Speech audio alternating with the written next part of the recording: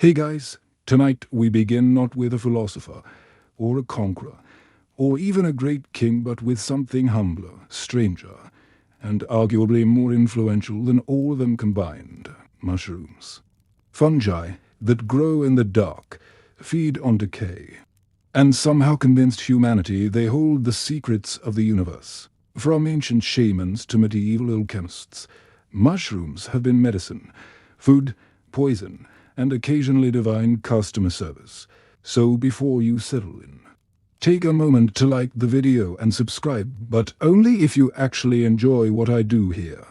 And let me know in the comments where you rate tuning in from and what time it is for you. It's always fascinating seeing who's out there, night owls scattered across the world, all falling asleep to the same strange history. Now picture this. It's around 40,000 years ago, and humanity is having what you might call a bad time. You're barefoot, hungry, and one bad winter away from extinction. Dinner is whatever doesn't run away fast enough: fruits, berries, and things that look edible if you squint hard enough. Then someone spots it. A small, colorful lump growing out of a log. It doesn't move. It doesn't fight back. And it looks intriguing. Someone, probably the bravest idiot in the tribe, decides to eat it. Within an hour, they're either dead, enlightened, or declaring war on the moon. Congratulations, that was humanity's first recorded experiment with mushrooms. Early humans didn't have field guides or fungi puns. They had trial and error, mostly error. Some mushrooms filled bellies, others filled burial mounds, but every so often, one would send the lucky diner into what scientists now call a hallucinogenic state, and what cavemen probably called talking to the thunder god.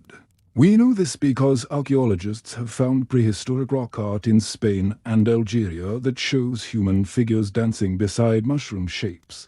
Some say it depicts shamanic rituals. Others say it's just ancient graffiti by someone who was very high.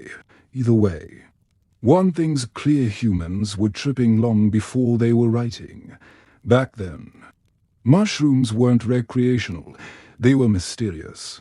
They appeared overnight, had no roots, and grew from death and decay, literally sprouting out of rot. It's no wonder early people thought they were messages from another world. If you were living in a cave and a glowing fungus suddenly shows you cosmic geometry, you don't question it. You start a religion. Some anthropologists even believe that humanity's first taste of spirituality, its first sense of awe, may have come from mushrooms. These weren't people building temples or writing hymns yet.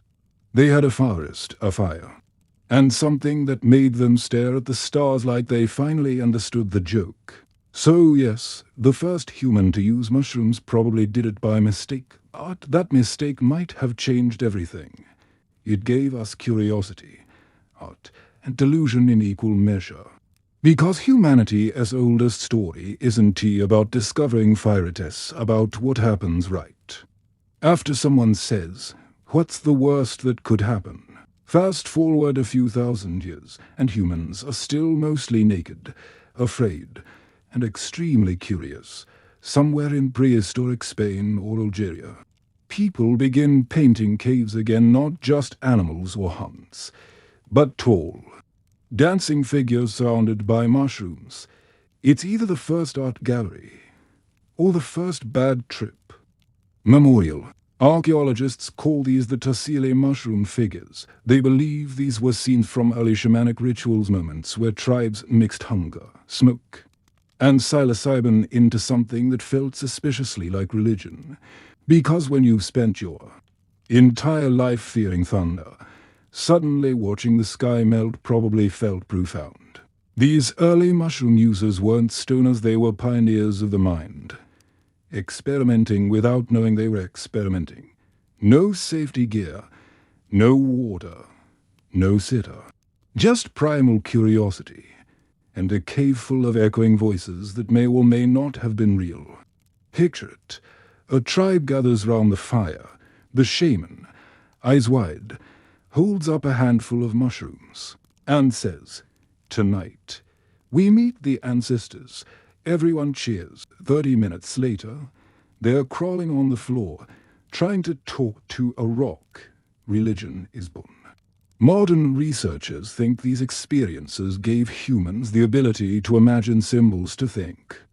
Beyond survival, maybe even to dream up gods, you can almost hear one early human whispering, "Bro, what if the stars are just holes in the sky?" And everyone nodding like it's Nobel-worthy genius. Of course, not every trip was transcendent. Some were just unfortunate. The same caves that show mushroom dancers also show people lying flat, probably the ones who miscalculated the dosage. Spiritual enlightenment had a learning curve, and most of it involved vomiting. Still, the ritual spread across Africa, Eurasia, and into the frozen reaches of Siberia. Wherever humans went, mushrooms followed, whispering new realities from the forest floor.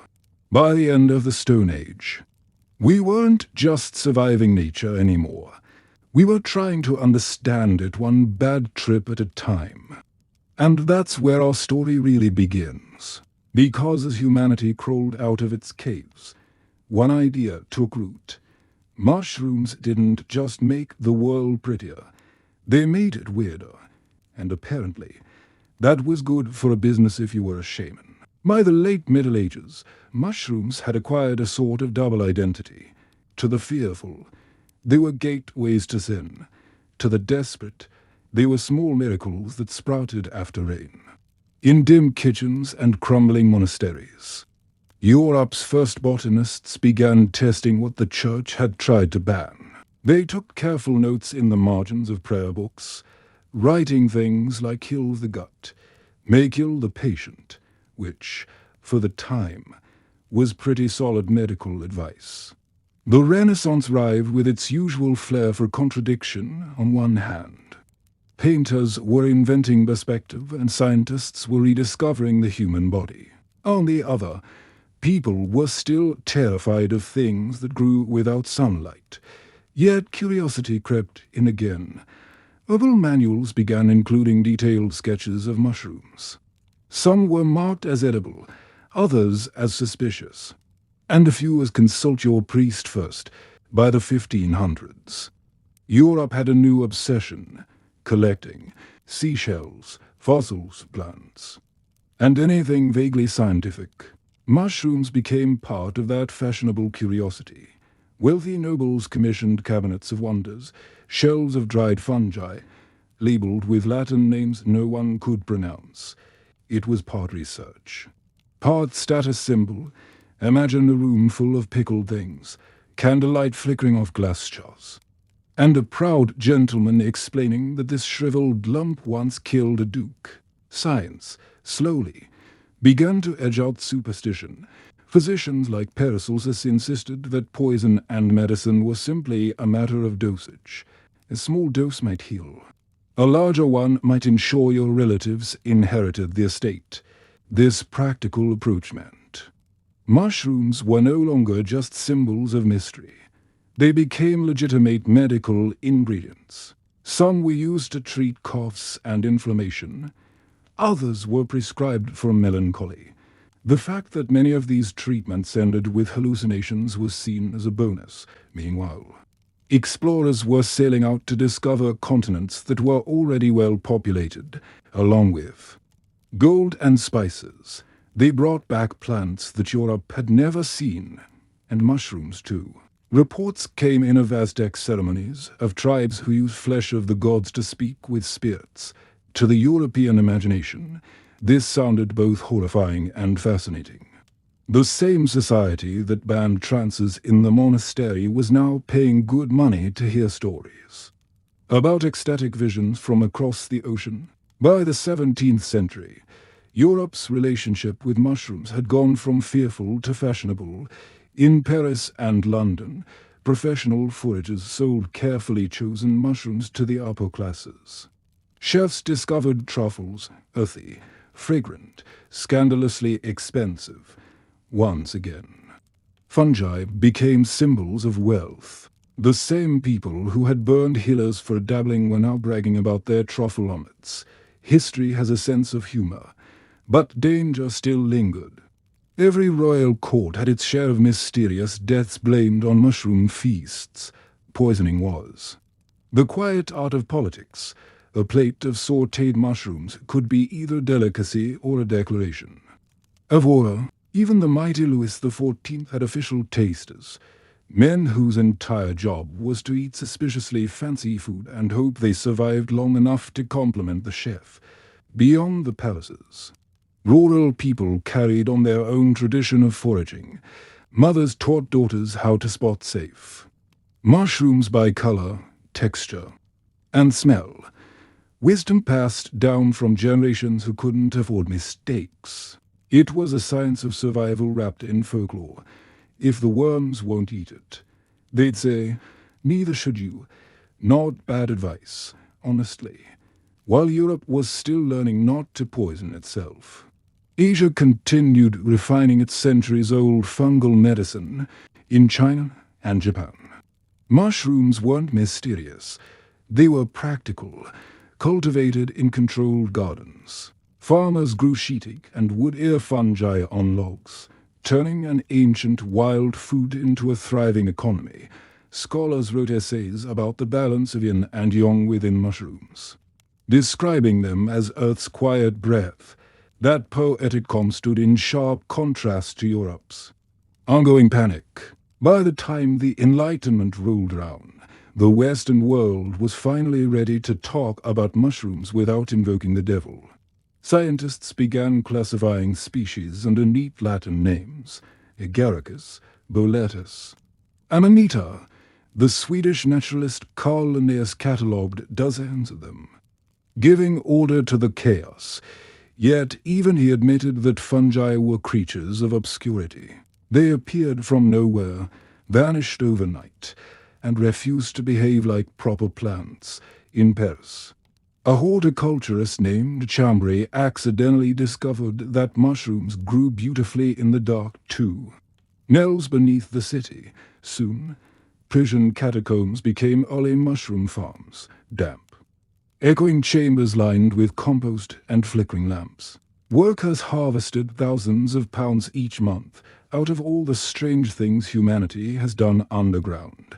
Farming dinner in the catacombs is surprisingly wholesome, and so, by the dawn of the 18th century, mushrooms had officially crossed the line from witchcraft to agriculture. They'd gone from forbidden to fashionable, from poison to profit. Yet the memory of their darker history still lingered. Somewhere in Europe, an old woman still whispered recipes in secret.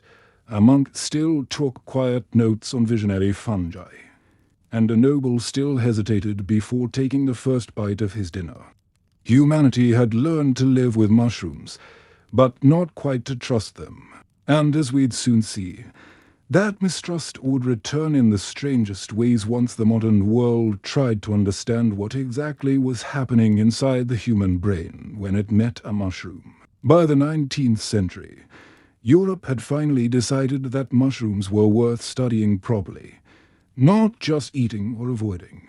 Botanists with impressive beards and questionable field hygiene marched into forests armed with magnifying lenses and notebooks, determined to catalogue every living thing they could find. It was an age when the world still seemed infinite, when even the shape of a mushroom cap could inspire an entire dissertation. Microscopes had advanced just enough to reveal the hidden world beneath the surface: spores, mycelium, the delicate threads that knit together the forest floor. For the first time, people began to understand that mushrooms weren't independent oddities, but the fruiting bodies of vast underground networks, nature's original internet, if you will, connecting trees, exchanging nutrients, and maintaining ecosystems long before humans thought of Wi-Fi. In London, a man named Miles Joseph Berkeley became one of the founding fathers of mycology, the study of fungi. He meticulously drew hundreds of species and argued that fungi could cause plant diseases. An idea his peers found ridiculous. After all, most scientists still believed decay came from spontaneous generation. It would take decades before they realized that mold, rot, and fungus were living processes, nature's cleanup crew, not a random curse across the Atlantic. America was experiencing its own fascination with mushrooms. European immigrants brought there, foraging traditions with them. And soon the forests of New England and the Pacific Northwest became the new playgrounds for amateur naturalists. In the 1800s, books like Wonders and American Fungi were published, a mix of recipes, survival tips, and accidental poisonings disguised as adventure stories.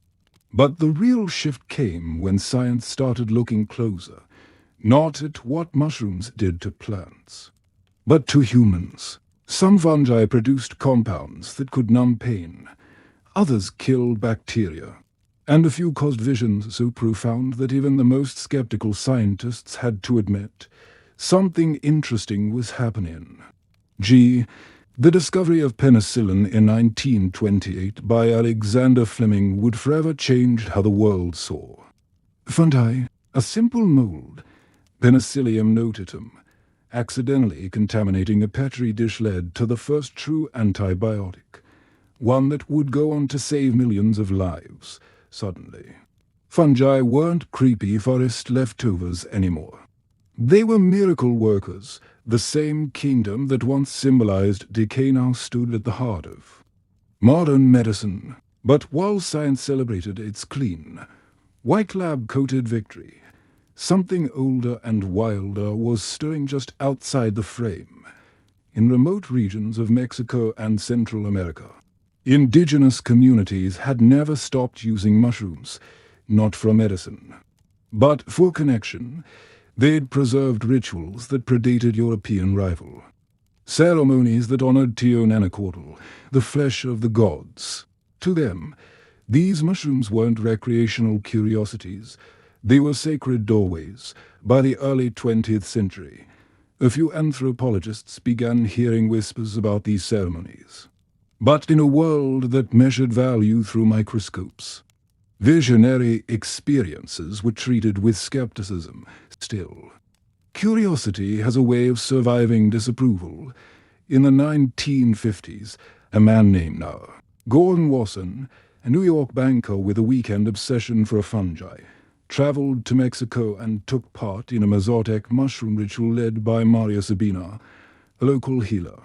What he experienced was profound, and he did the very mid-century thing. He wrote about it for Life magazine. The article exploded.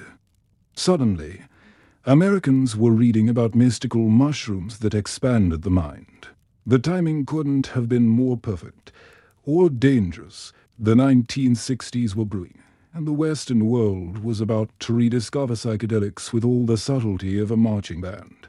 Before long, researchers at places like Harvard began conducting serious, and sometimes seriously reckless, experiments with psilocybin, the active compound in those sacred mushrooms. Psychologists Timothy Leary and Richard Albert, later known as Ramdas, ran studies on how these experiences affected consciousness. Their results were inconsistent but undeniably intriguing. Participants reported unity, euphoria, and sometimes deep existential dread. In short, mushrooms made people question everything, including authority, naturally. That didn't sit well with governments. By the late 1960s, psychedelics were banned, mushroom research shut down, and what could have been a new era of mind science was buried under the weight of politics and fear. Once again, mushrooms were caught in the crossfire between enlightenment and control, between what humans wanted to feel and what society allowed them to explore. Yet, despite the crackdown, spores never stopped spreading, literally and metaphorically. Underground communities preserved knowledge, cultivating mushrooms discreetly and sharing stories in whispers and coded language. The same Species that had survived ice ages simply waited for humanity to calm down. Meanwhile, conventional science quietly kept learning. Mycologists discovered that fungi could break down oil spills, recycle plastics, and even form symbiotic partnerships that sustained entire forests. The narrative had shifted. Mushrooms were no longer fringe or forbidden. They were essential. They were, quite literally, holding the world together. And as the century turned, humanity began asking an ancient question once more. What exactly do mushrooms want from us? Are they just passive ingredients in nature? Is chemistry set, or active participants in the story of life, nudging us toward connection? Humility, and maybe a little bit of wonder. By the dawn of the 21st century, something remarkable was happening. After decades of silence, mushrooms were making a comeback, not as mystical contraband, but as legitimate science. The same societies that once outlawed psilocybin were now funding studies about it, and the irony.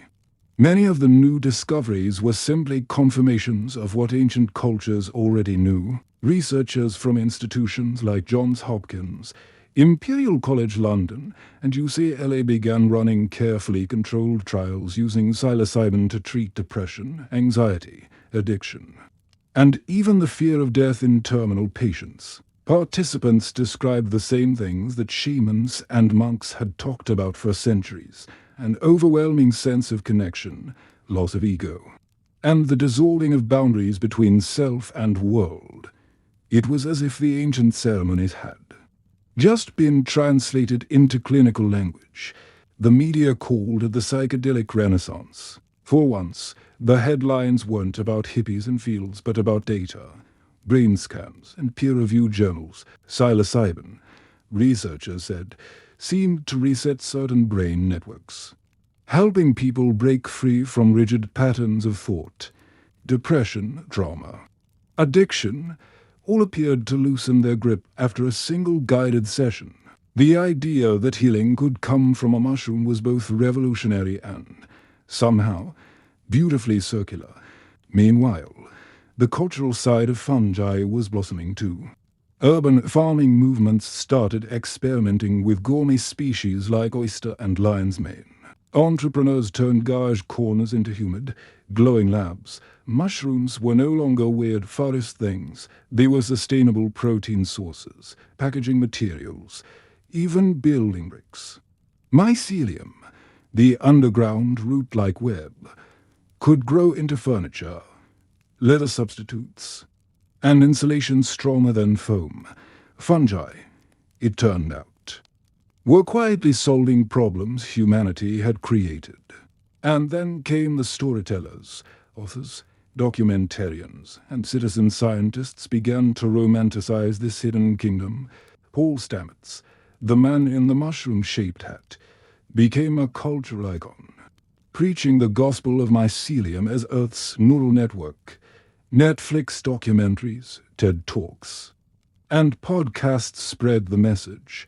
The planet beneath your feet is alive, and it's communicating. For the first time in history, mushrooms were cool, but the real shift wasn't aesthetic, it was philosophical. Fungi forced humanity to rethink hierarchy for centuries. We'd placed ourselves at the top of some imaginary pyramid, plants and animals below us, microbes beneath them. Mycology reminded us that nature doesn't work like that.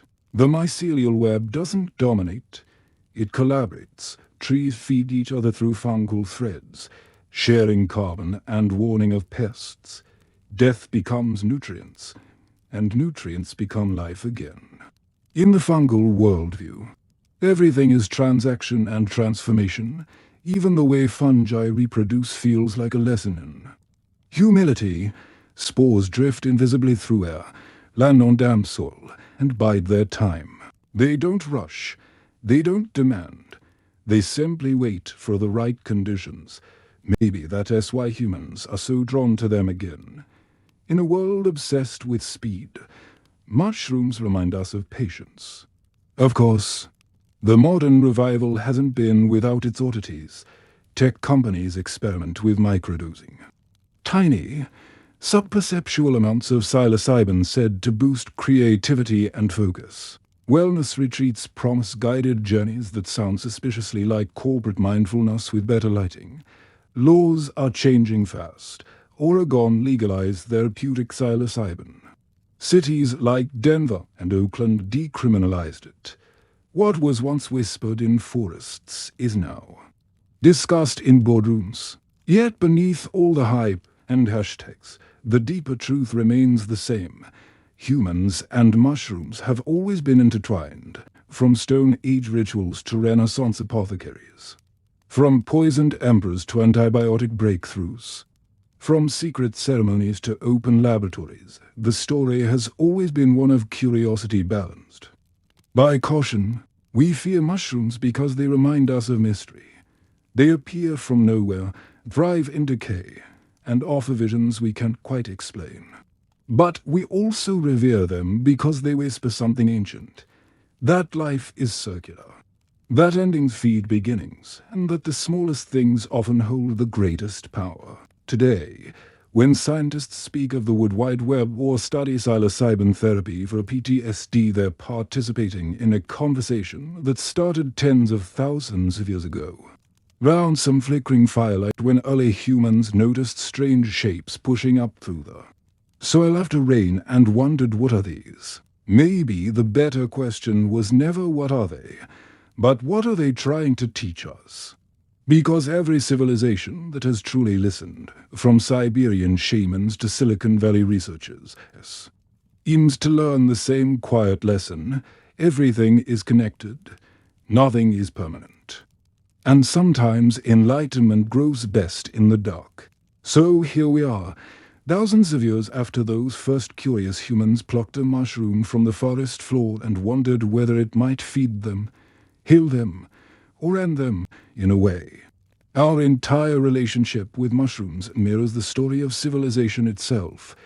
Curiosity, fear, misunderstanding, rediscovery, and finally, war. When you think about it, mushrooms have been quietly observing us since before history began. They were here before cities, before empires, before language itself. Long before humans learned to plant crops or shape metal.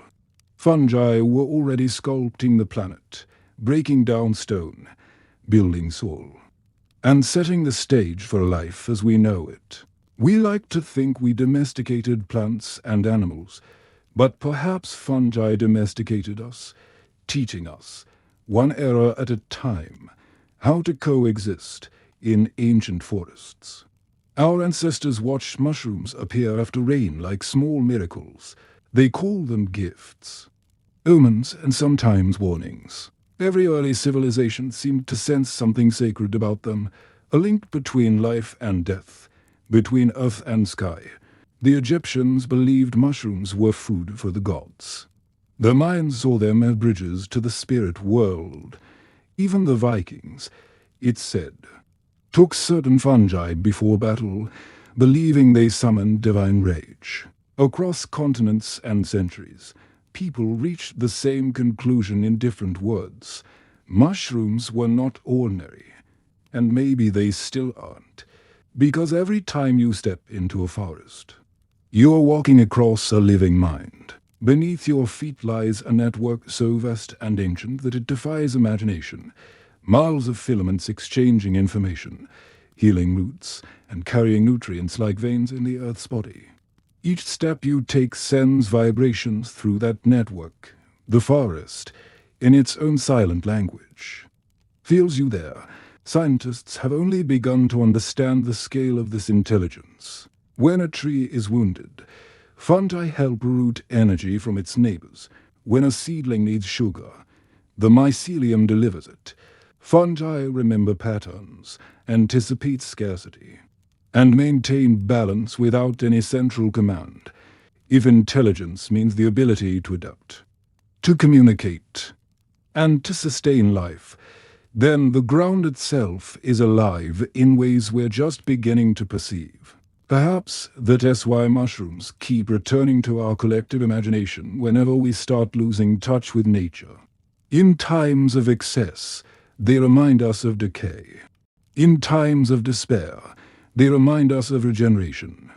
When human progress begins to feel detached from the earth, mushrooms whisper, softly, patiently, that everything eventually returns to the soil, and that's not tragedy. It's design. In the modern world, surrounded by glowing screens and endless noise, there's something deeply grounding about that, to remember that life depends not on dominance but on collaboration, on unseen partnerships that keep the balance steady. Mushrooms show us that progress doesn't always mean growth upward. Sometimes it means spreading quietly outward, connecting instead of competing. And if you trace that thread long enough, you start to see how humanity's story and the fungal story have always been intertwined. The first antibiotics, the first fermented foods, the first glimpses of altered consciousness, the ecosystems that hold our forests together. Even the end, decay, belongs to them. When we die, we feed the soil, and the soil feeds life again. There's something profoundly comforting in that circular promise. Maybe that's why people still sit by campfires and watch the rain, half expecting to see a mushroom push through the mud. It's not just nostalgia. It's recognition, a quiet understanding that these small, strange organisms have always been our teachers. They don't demand worship. They just continue, generation after generation, showing us how to recycle chaos into order. So when we ask, when did humans start using mushrooms? The real answer might be, we never stopped. We've used them for food, medicine, mystery, and meaning. But they've used us too, spreading through our myths, our science, and our imagination. They've shaped how we think about death, healing, and connection, and maybe, as we lie here tonight, breathing slowly, listening to the quiet rhythm of our own bodies, we are not so different from the forest after all, threads connecting everything. Unseen but alive, patient but aware, the same patterns that pulse beneath the soil pulse within us too. So close your eyes and let that thought settle. The world below is alive, whispering through the roots, teaching in silence. And tomorrow, when the rain falls, somewhere in the dark, in the damp, another mushroom will rise, carrying forward the oldest lesson on earth. Nothing truly ends, everything connects, and even in the quietest decay, life begins again. The Renaissance had a way of changing everything by changing what people looked at. Suddenly the world was worth seeing in detail again. The human face, the curve of a column, the veins in a leaf. And mushrooms, those once suspicious guests of the forest, found themselves drawn back into the light, not as devilish oddities, but as objects of curiosity. Specimens to sketch, specimens to label, specimens to wonder at. Across Europe, cabinets of curiosity became the new trophies of prestige. Wealthy collectors filled rooms with shells, fossils, meteorites, and yes, dried fungi pressed into paper and tied with string. They stood under candlelight and examined shapes that had for centuries been spoken of in whispers. For the first time since antiquity, people began to look at mushrooms with the same careful interest they showed expensive textiles or celestial charts. Pietro Andrea Montioli and others wrote down names and descriptions, sometimes wrong, often poetic, but always eager to learn. The alchemists watched too. Those feverish experimenters who had long believed the world could be coaxed into revealing its secrets saw in mushrooms a kind of microcosm, spontaneous appearance, sudden transformation. Life emerging from decay. To an alchemist, a toadstool pushing up overnight was a symbol and a puzzle. They dissected, fermented, boiled, and heated anything that might yield a secret. Their methods were messy and their aims confusing, but one result of their fumbling curiosity was a slow, steady march away from explanation by miracle and toward explanation by process. And the women and healers in the hedgerows kept their ancient knowledge. Even as learned men wrote manuals in Latin, midwives, wise women, and apothecaries passed recipes from one palm to the next, instructions for poultices, steams, and washings that used fungal tinctures to stop bleeding or ease fever. They were the living libraries, the ones who measured dosage by memory and instinct, while scholars debated in salons. Ordinary people used fungi to mend wounds, preserve food, and ease the labor of childbirth. Yet the old paranoia lingered. The church and its theologians had little patience for things that altered the mind. When a shamanic vision was reported, it could be read as sacrament or sin. The same society that marveled at carved mushrooms in paintings could still toss a suspicious herb into the same catalogue as sorcery. So knowledge advanced it to speeds, careful, public cataloguing on one side, and secret, practical use in kitchens and cottages on the other. A learned gentleman might display a dried amanita in glass.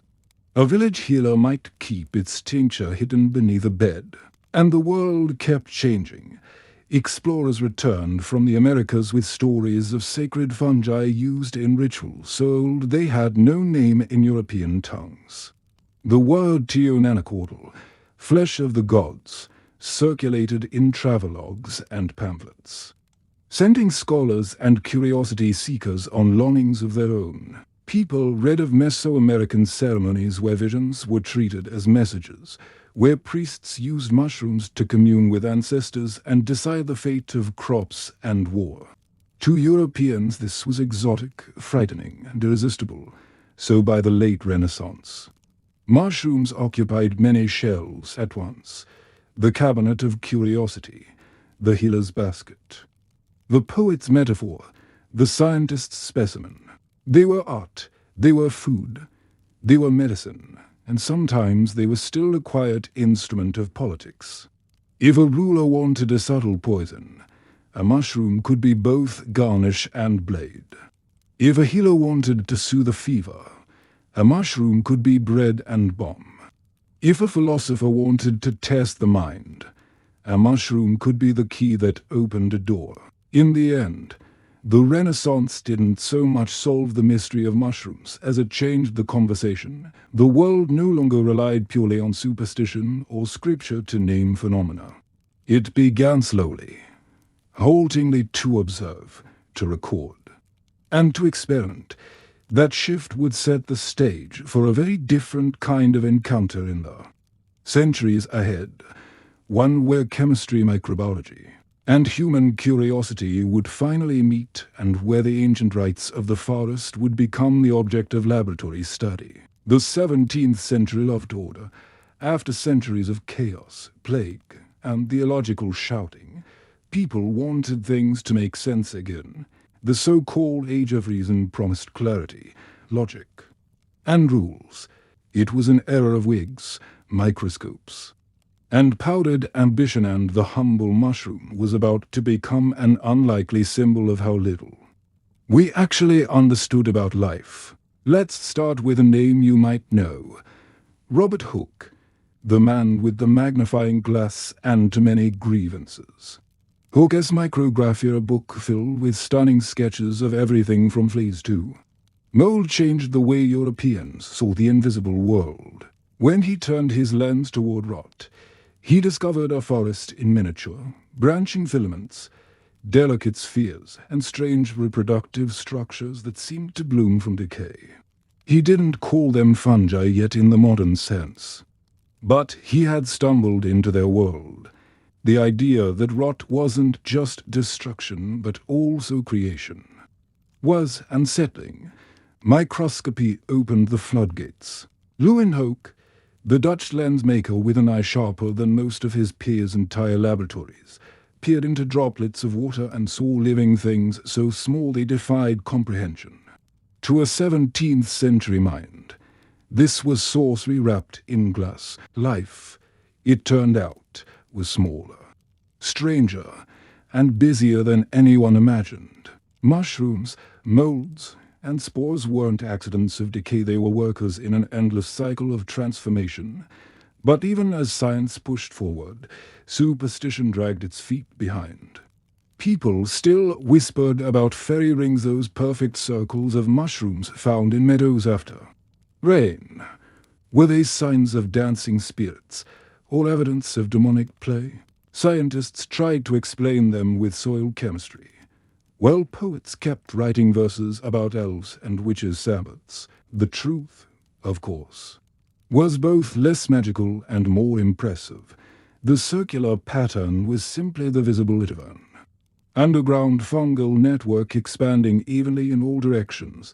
But the myth, as always, was more charming.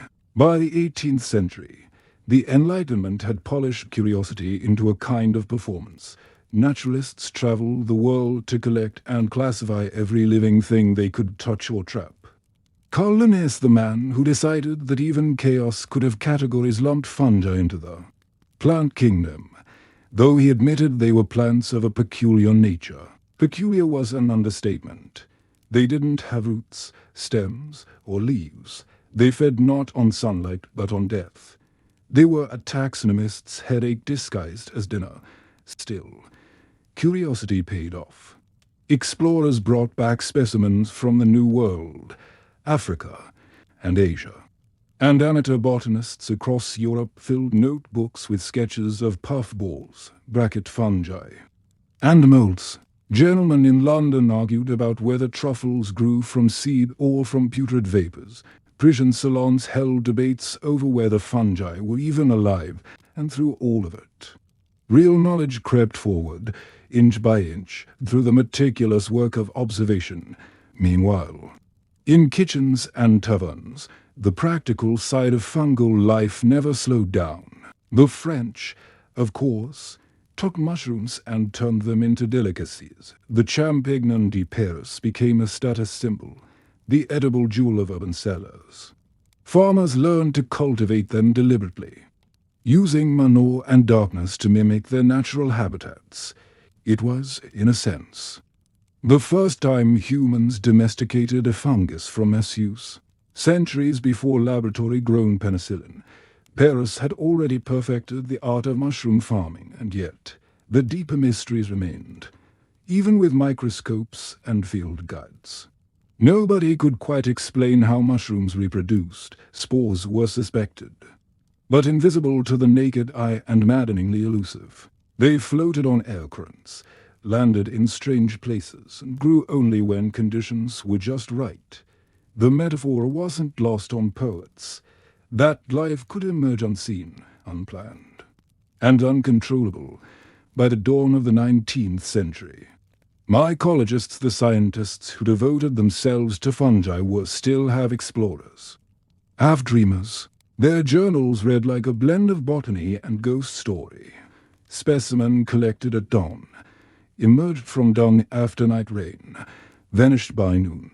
Each observation was a small act of defiance against the mystery of decay. But beyond the laboratories, something else was happening, a quiet rediscovery of the ancient uses of mushrooms. Not as food, not as specimen, but as doorways. Reports from colonial explorers trickled back into Europe describing tribes in Mexico and Central America using sacred mushrooms in ceremonies. To the European mind, it was strange, barbaric, even threatening, yet it fascinated scholars, priests, and mystics alike. The idea that fungi could bridge the physical and the spiritual wasn't new, but now it came wrapped in the language of anthropology and science.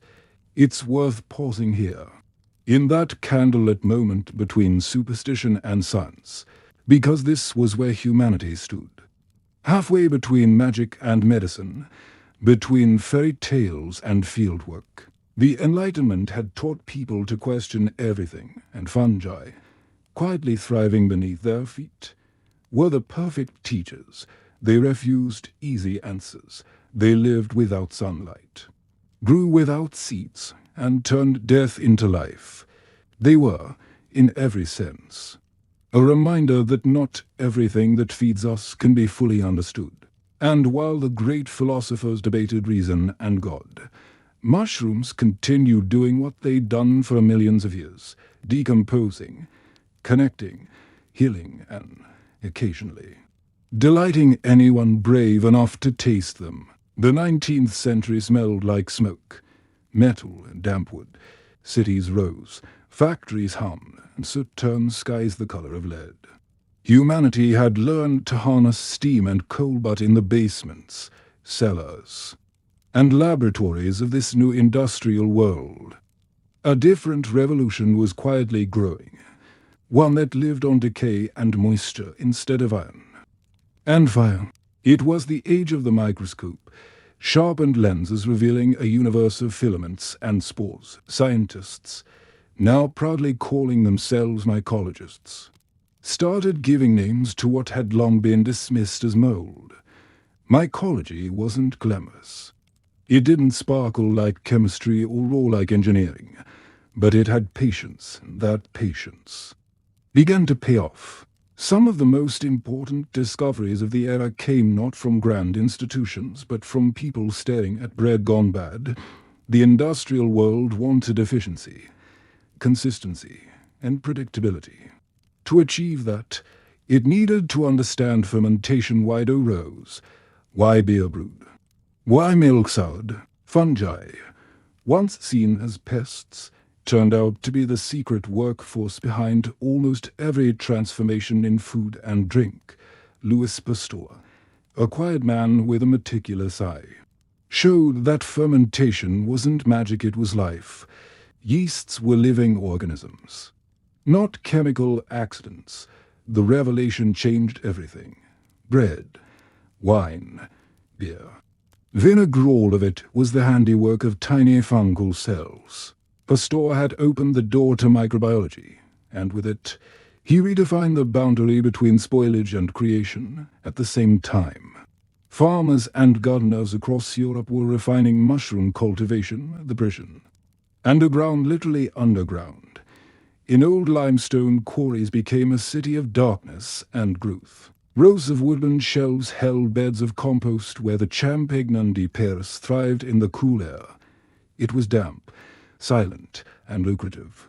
What had once been a curiosity for nobles had become an industry feeding thousands. Meanwhile, in England, a man named Miles Joseph Berkeley began cataloguing fungi with a kind of devotional obsession. He saw patterns others ignored. When crops failed, people blamed weather or bad luck. Berkeley noticed the mold creeping across the leaves. He proposed that plant diseases were caused not by bad air, but by living parasitic fungi. It was a radical thought, and, as it turned out, correct. The Irish potato famine, one of the century's greatest tragedies, had a fungal culprit, Phytophthora infestans, a name that meant the plant destroyer. Science and suffering often grow from the same soil. The famine forced Europe to take fungi seriously, not just as curiosities or culinary luxuries, but as forces of life and death. If fungi could destroy a nation's food supply, perhaps they could also be studied, understood, and controlled. Out of loss came a strange kind of focus. By the late 19th century, fungi had become both villain and savior. Brewers used yeast to feed the growing cities with beer and bread. Doctors began experimenting with molds as antiseptics. Penicillium, the same genus that would later give us penicillin, was quietly sitting on laboratory plates, waiting for someone to notice its power. And beneath all that, the natural world kept performing its quiet miracles. Networks of mycelium stretched through forests, binding roots together, exchanging nutrients between trees. The industrial age looked up to chimneys and rails. Fungi looked down, threading the earth together in invisible circuits of life. Humans were building machines of steel. Nature had already built one out of cells. The relationship between humans and fungi had shifted. Entirely, they were no longer omens or curiosities.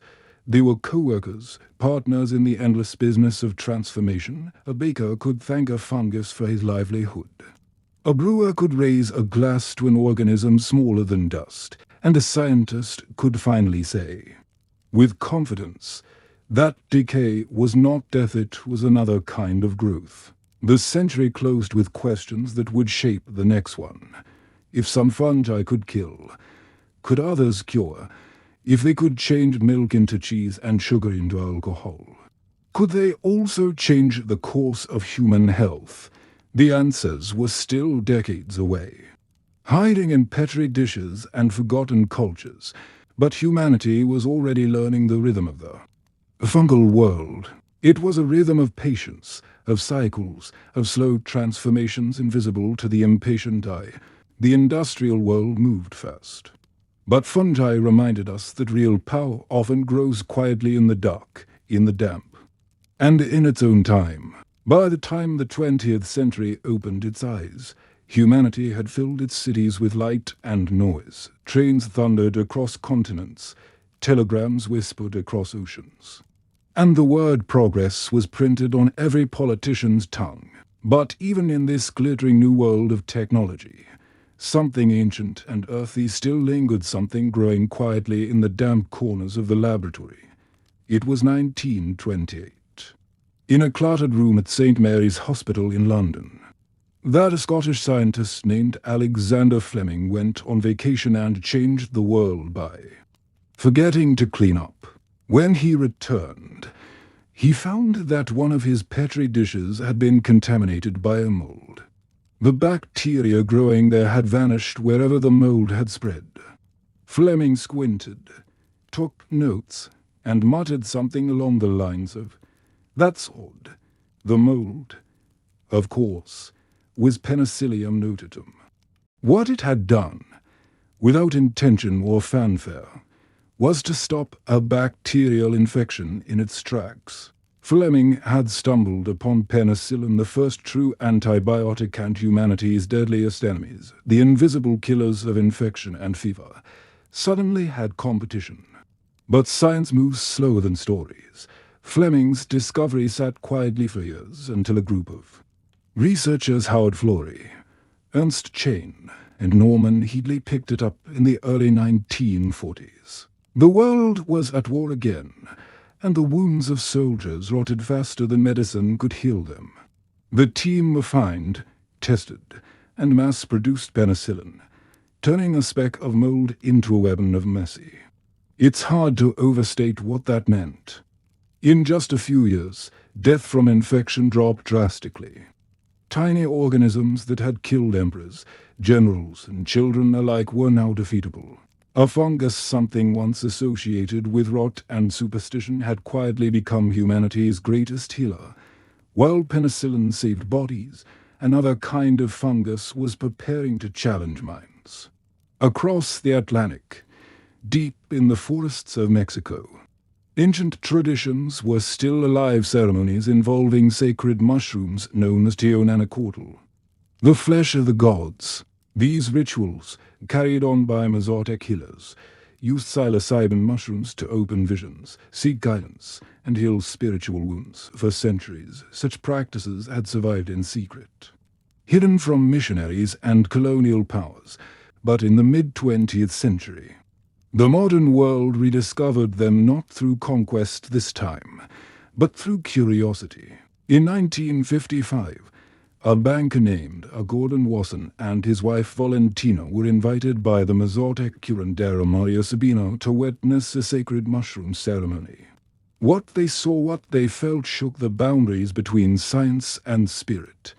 When their experience was published in Life magazine 2 years later, the world took notice. Psychedelic mushrooms were no longer whispers from the jungle, they were headline news, and suddenly, researchers from Harvard, artists from San Francisco, and dreamers everywhere wanted to know what these fungi could do to the human mind. Enter Albert Hofmann, the Swiss chemist best known for synthesizing LSD. In 1958, Hoffman identified and isolated psilocybin, the active compound in those sacred mushrooms.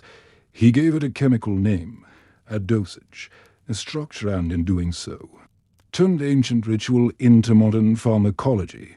The irony wasn't lost on anyone.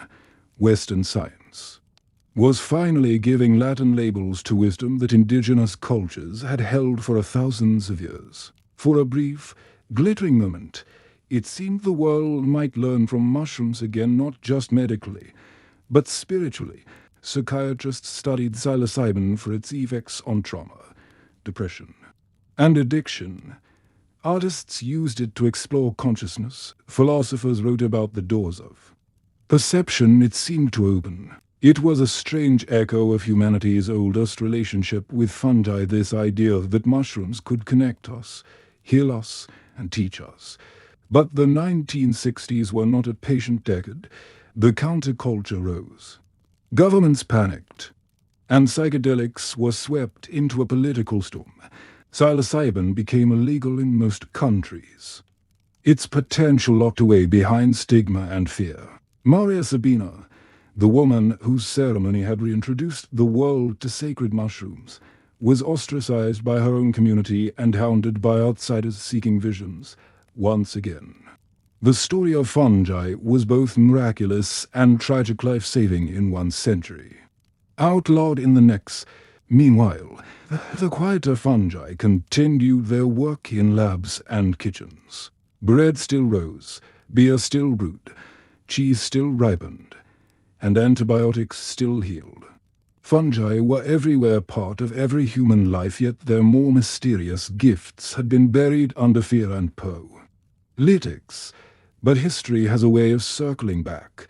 By the late 20th century, as the world grew weary of industrial excess and chemical dependency, researchers began reopening the old doors.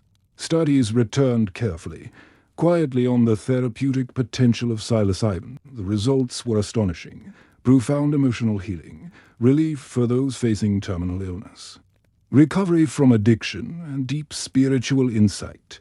The ancient healers had been right all along. So, by the end of the 1900s, humanity stood once again where it always does, with mushrooms in its hands, wondering whether it's holding food, medicine, or revelation, maybe all three. Because fungi had done something few creatures ever could. They had fed us, cured us, and shown us ourselves. If you could step beneath the soil right now, beneath the grass, the roots, the stones, you'd find a world humming quietly in the dark, a living web, older than trees, connecting life in ways our ancestors could only dream of. The mycelium network. A single cubic inch of soil can contain more than 8 miles of fungal threads, microscopic filaments called hyphae that wind through the earth like invisible circuitry. They connect plants to one another, moving nutrients, water, and even warning signals when one tree is attacked by pests. Another can be alerted through this hidden fungal network. It's as if the forest whispers through the earth. We once thought of fungi as simple decomposers, janitors of decay. But the truth is, they are builders, translators, mediators of life. Forests would collapse without them, and so, eventually, would we. In recent decades, scientists like Paul Stamets have championed fungi as not just organisms, but allies. He calls them the planet's immune system, and he might not be exaggerating. Certain species can absorb heavy metals, digest plastic, and even break down toxic waste from oil spills. Mushrooms have been found thriving in Chernobyl, feeding on radiation itself. They are, in essence, nature's recyclers, turning death back into life endlessly. Meanwhile, others are rediscovering what ancient shamans already knew. Fungi teach cooperation, not competition. Modern ecologists have mapped how mycorrhizal fungi connect whole ecosystems into one vast community, trees of different species sharing nutrients like neighbors. In this wood wide web, as it's sometimes called, Survival isn't about dominance, it's about balance. Humanity, of course, has begun to notice. Architects are growing bricks made of mycelium, biodegradable, self-healing, lighter than concrete. Designers are crafting leather from fungal fibers instead of animal hides, even in medicine. The next generation of antibiotics, antivirals, and cancer treatments may once again come from humble spores. It's almost poetic. After centuries of burning forests and poisoning rivers, humans are turning back to fungi, the very beings that clean, heal, and restore. The same ancient teachers that helped us bake bread, brew beer, and rediscover the soul are now showing us how to rebuild a wounded planet. And beyond science, something softer is happening. People are returning to mushrooms not just for healing, but for meaning. Modern rituals-guided psilocybin therapy, silent forest foraging, community mycology echo the old ways of reverence. The same awe that ancient peoples felt beneath moonlit forests is finding its way into meditation. Rooms and laboratories alike. The line between mystic and scientist has begun to blur. Because when you study fungi long enough, you start to hear what they're really saying. They whisper of connection, decay, and renewal of the endless cycle in which all things participate. They remind us that intelligence doesn't always look like thought. Sometimes it looks like collaboration. So, after thousands of years after hunters, healers, monks, and chemists, humanity has come full circle. We began by fearing mushrooms, then worshipping them, then studying them, and now, learning from them again. Fungi are no longer the forgotten kingdom. They're the hidden foundation of everything green, breathing, and alive. And perhaps that's the final secret, the greatest lesson mushrooms ever taught us. Wasn't how to eat, heal, or dream. It was how to belong. Because beneath our cities, our forests, our very footsteps, the same patient network stretches on, quiet, ancient, alive. It connects the past to the present, the living to the dead, and us to everything else. When did humans start using mushrooms? Maybe the better question is, when did the mushrooms start using us? Beneath the white marble glow of Athens, the hum of daily life carried a quiet secret. Behind every philosopher's speech and every statesman's decree was an invisible foundation, the labor, endurance, and quiet wisdom of women. They were not written into the annals of Athenian glory. Yet their hands shaped the world men claimed as their own. From the moment she entered the world, an Athenian girl's path was drawn in silence. Her first cradle songs were soft reminders of duty, to obey, to serve, to remain unseen. While her brothers were raised to speak in the assembly, she was raised to listen. The household became her universe, its walls both shelter and boundary. Her education was practical, spinning, weaving, cooking, caring for infants. The art of the domestic was her philosophy. It wasn't just about survival. It was about order, about mirroring the harmony that Athens prized so dearly. And when her father arranged her marriage, often before she reached 16, she passed from one guardian to another, from her father's authority to her husband's. In Athens, a woman could not exist without a kyrios, a guardian. Her name might never be spoken outside her home. Her life, though confined, was indispensable. She ran the household economy, directed slaves, managed stores of grain and olive oil, and ensured that the family's honor, that precious, fragile Athenian currency, remained intact. She was excluded from the city's great debates, yet she maintained its rhythm. The irony was profound. Men debated the soul of democracy while women sustained its body. In the soft torchlight of evening, women's voices filled the courtyards with songs, myths, and lessons for their children, oral traditions the philosophers would never write down. They were the quiet architects of civilization, the unseen engineers of order, and for all the talk of freedom that Athens boasted, its foundation rested on the devotion of women the city refused to see. Her world revolved round. The gymnasium, the women's court deep within the house, it was her realm and her cage, her sanctuary and her sentence. Respectable women did not wander the streets. They remained indoors, managing, weaving, raising, waiting. The perfect Athenian woman was unseen, modest, silent, invisible, everything the public courtesan was not, yet within those walls. She ruled with quiet command. Her spindle spun the city's future. Weaving was sacred, reflection of Athena herself, goddess of both wisdom and the loom. Each thread was an act of reverence, transforming chaos into order. To weave was to mirror the divine. But even sanctity could feel like confinement, festivals like the Thesmophoria, women-only celebrations for Demeter, offered a brief escape for 3 days. Wives stepped beyond their walls, laughing, feasting, and sharing secrets men would never know. For a fleeting moment, devotion and rebellion intertwined. Then, as the fires dimmed, they returned to their duties, to the stillness of domestic divinity. Marriage, however, sealed the boundary. Love was not expected. Marriage was a transaction, a social contract between families. She was given to a man, often twice her age. Not for affection, but for legacy. A dowry accompanied her, her silent bond to her father's house, the financial tether ensuring that even her husband's failures would not disgrace her lineage. And though Athens revered its philosophers for wisdom, it built its households on the obedience of those denied it. For the Athenian woman, power existed in subtlety.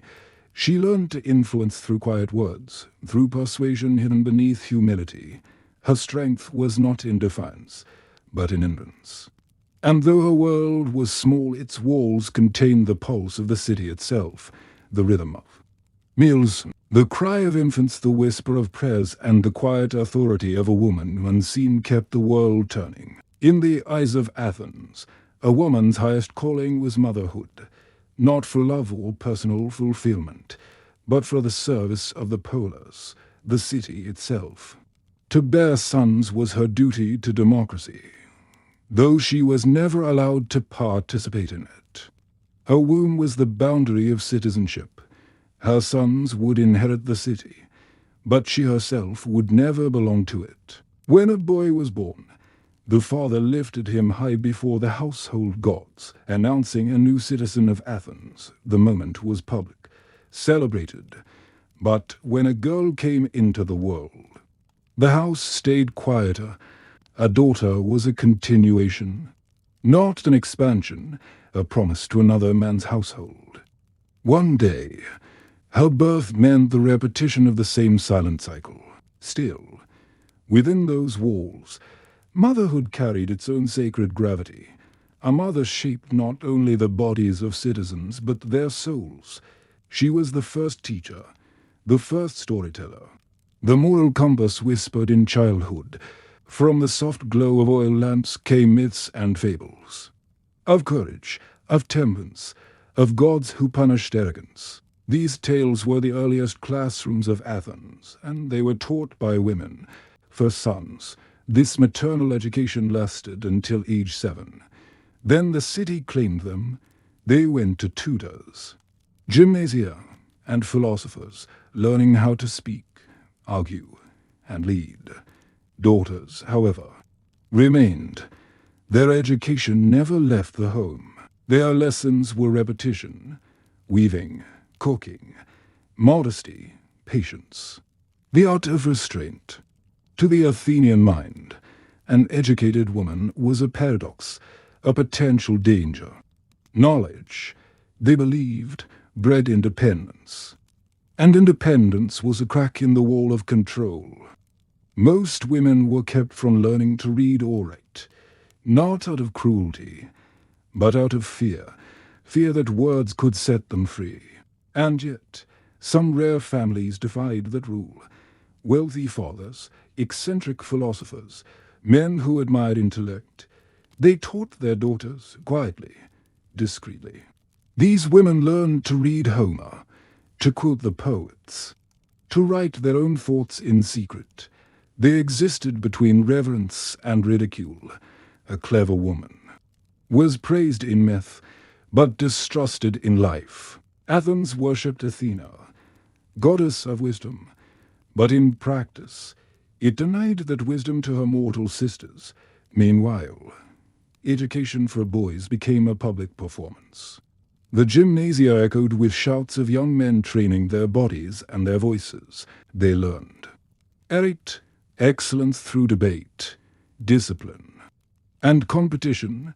Athenian democracy depended on eloquence, on the ability to persuade. And so, while men learned to speak, women were trained to remain silent. This was not ignorance by accident.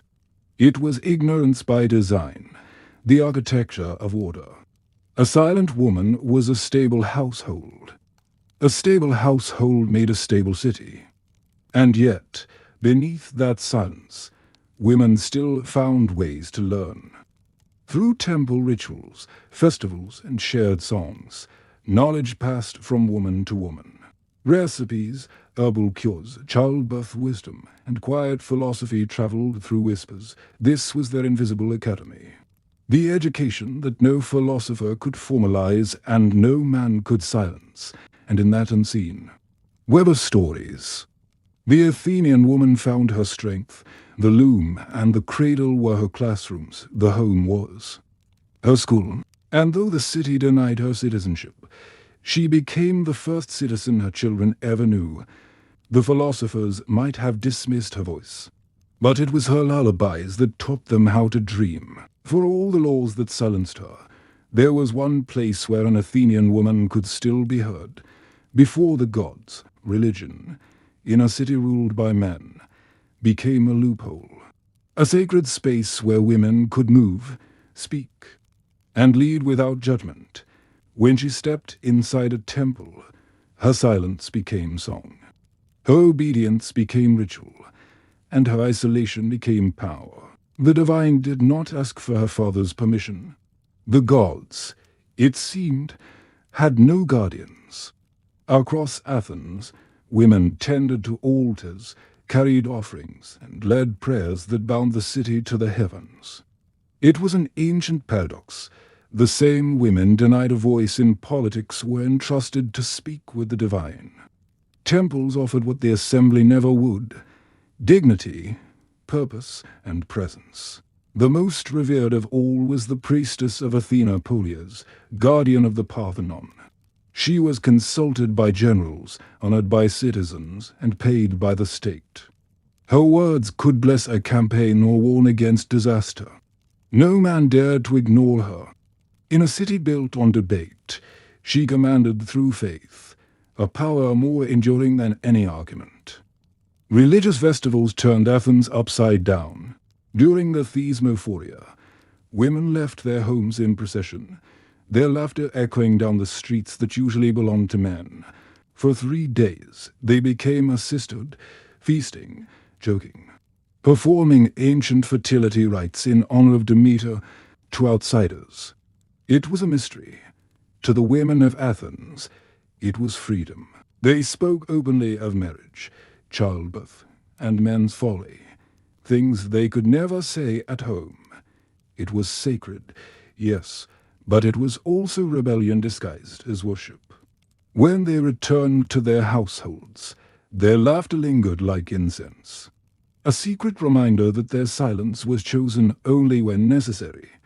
Other rituals blurred the line between faith and politics. During the Panathenaea, women wove a magnificent robe, the peplos, for the statue of Athena. It took months of work, each thread a prayer, each color a symbol.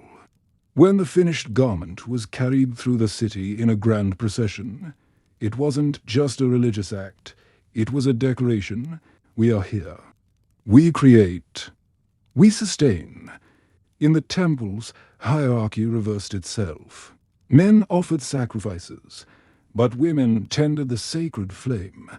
Men debated laws, but women preserved the rituals that made those laws meaningful, within the sacred space. A woman could stand equal before the gods, and no philosopher could argue otherwise, even those who mocked women's intellect could not dismiss their piety. Athens might trust men to build its walls, but it trusted women to keep its gods appeased. Without their devotion, the city's favor with Olympus would crumble. Religion became their realm of quiet authority, a refuge of agency within a society built on restriction. The temple was not just stone and incense. It was a mirror of resistance. Behind the veils and hymns, women found a language no law could silence, faith, and through faith, they claimed a power that men could not own. If Athens was a city of walls, then none were higher than those built between two kinds of women, the wives and the courtesans. Both were expected to serve men. Only one was expected to disappear. The Athenian wife was meant to be invisible. She managed the household, bore children, and guarded her reputation as fiercely as her husband guarded his fortune. She didn't dine with men, didn't speak in public, and certainly didn't attend the symposia, those glittering night gatherings where philosophy met wine. Her world was measured in looms, cradles, and whispers behind curtained doors. The courtesan, or hetaira, lived in the same city, at an entirely different reality. She walked freely in the streets, spoke boldly in debates, and could dine beside the most powerful men in Greece. She was educated, witty, and, in many cases, more influential than the wives locked away in their homes, while a wife was prized for modesty. The courtesan was celebrated for her mind and her company. Philosophers discussed politics and poetry with them. Generals sought their counsel, and artists painted their faces into immortality. It was an irony so sharp it could cut marble. The same city that silenced its wives idolized the voices of its courtesans. No figure captures this contradiction better than Aspasia of Miletus, the partner of Pericles, Athens' most famous statesman. Aspasia was not an Athenian citizen, nor was she a wife in the legal sense. But she was a hetaira, and her intellect was legendary. Socrates himself was said to have consulted her on rhetoric. Men of power gathered in her home to hear her speak about virtue, politics, and philosophy. And though the public mocked her, calling her immoral or dangerous, she stood her ground. She knew that her mind was her defense, her words her armor. Aspasia's salon became a meeting place for ideas that shaped the Golden Age, in a city where women were expected to remain unseen. She became unforgettable, but for every Aspasia, there were countless women whose lives remained hidden. Wives, daughters, slaves, each bound by duty and silence. Their names never carved into marble, their words never written down. They were the quiet heartbeat of Athens, unseen but essential still. Even the most obedient wife carried her own kind of strength. She might never argue in the assembly, but she ruled her household with quiet command. She managed servants, supervised weaving, and safeguarded the family's honor. In the small world allotted to her, she was sovereign. The line between wife and courtesan was less about morality and more about freedom. A wife belonged to one man. A courtesan belonged to none. And so, within a city that prided itself on democracy, half its population lived in a form of domestic monarchy, ruled by law, by reputation, by fear of scandal. Meanwhile, those who stepped outside that structure, like Aspasia, tasted something closer to liberty, but paid the price in whispers. Athens was a paradox in every stone. It could build temples to wisdom, but feared a wise woman. It could debate justice, but denied it at home. And though its philosophers pondered the nature of virtue, few ever thought to ask how much of it depended on a woman's silence. Still, in the shadow rooms and candlelit gatherings, both the wife and the courtesan learned to wield influence, one through devotion, the other through intellect, two sides of the same silenced coin, each finding ways to leave her mark on a city that tried to forget her, because even in a world that measured women by obedience, history remembers the ones who refused to fade quietly. If Athens locked its women behind marble doors, Sparta handed its daughters a spear and said, "Run," across the rugged mountains of the Peloponnese. The rules of womanhood took an entirely different shape. While Athenian girls were taught silence, Spartan girls were taught strength, and plenty of it. They ran, wrestled, and raced with the boys. They trained their bodies not for beauty, but for endurance. Because in Sparta, a woman's first duty wasn't obedience, it was power. Their logic was simple, even brutal. Strong mothers made strong sons, and strong sons made strong soldiers. And Sparta needed soldiers more than anything else. So girls learned to shout, to throw javelins, to take pride in their muscles. It shocked the rest of Greece. To an Athenian, a woman's voice was supposed to be as soft as her step. To a Spartan, a quiet woman was a useless one. And when those girls grew up, they didn't vanish behind veils. They managed estates, commanded slaves, and kept the city's economy running while their husbands were off fighting endless wars. When men left for a battle, women ruled at home, and not timidly.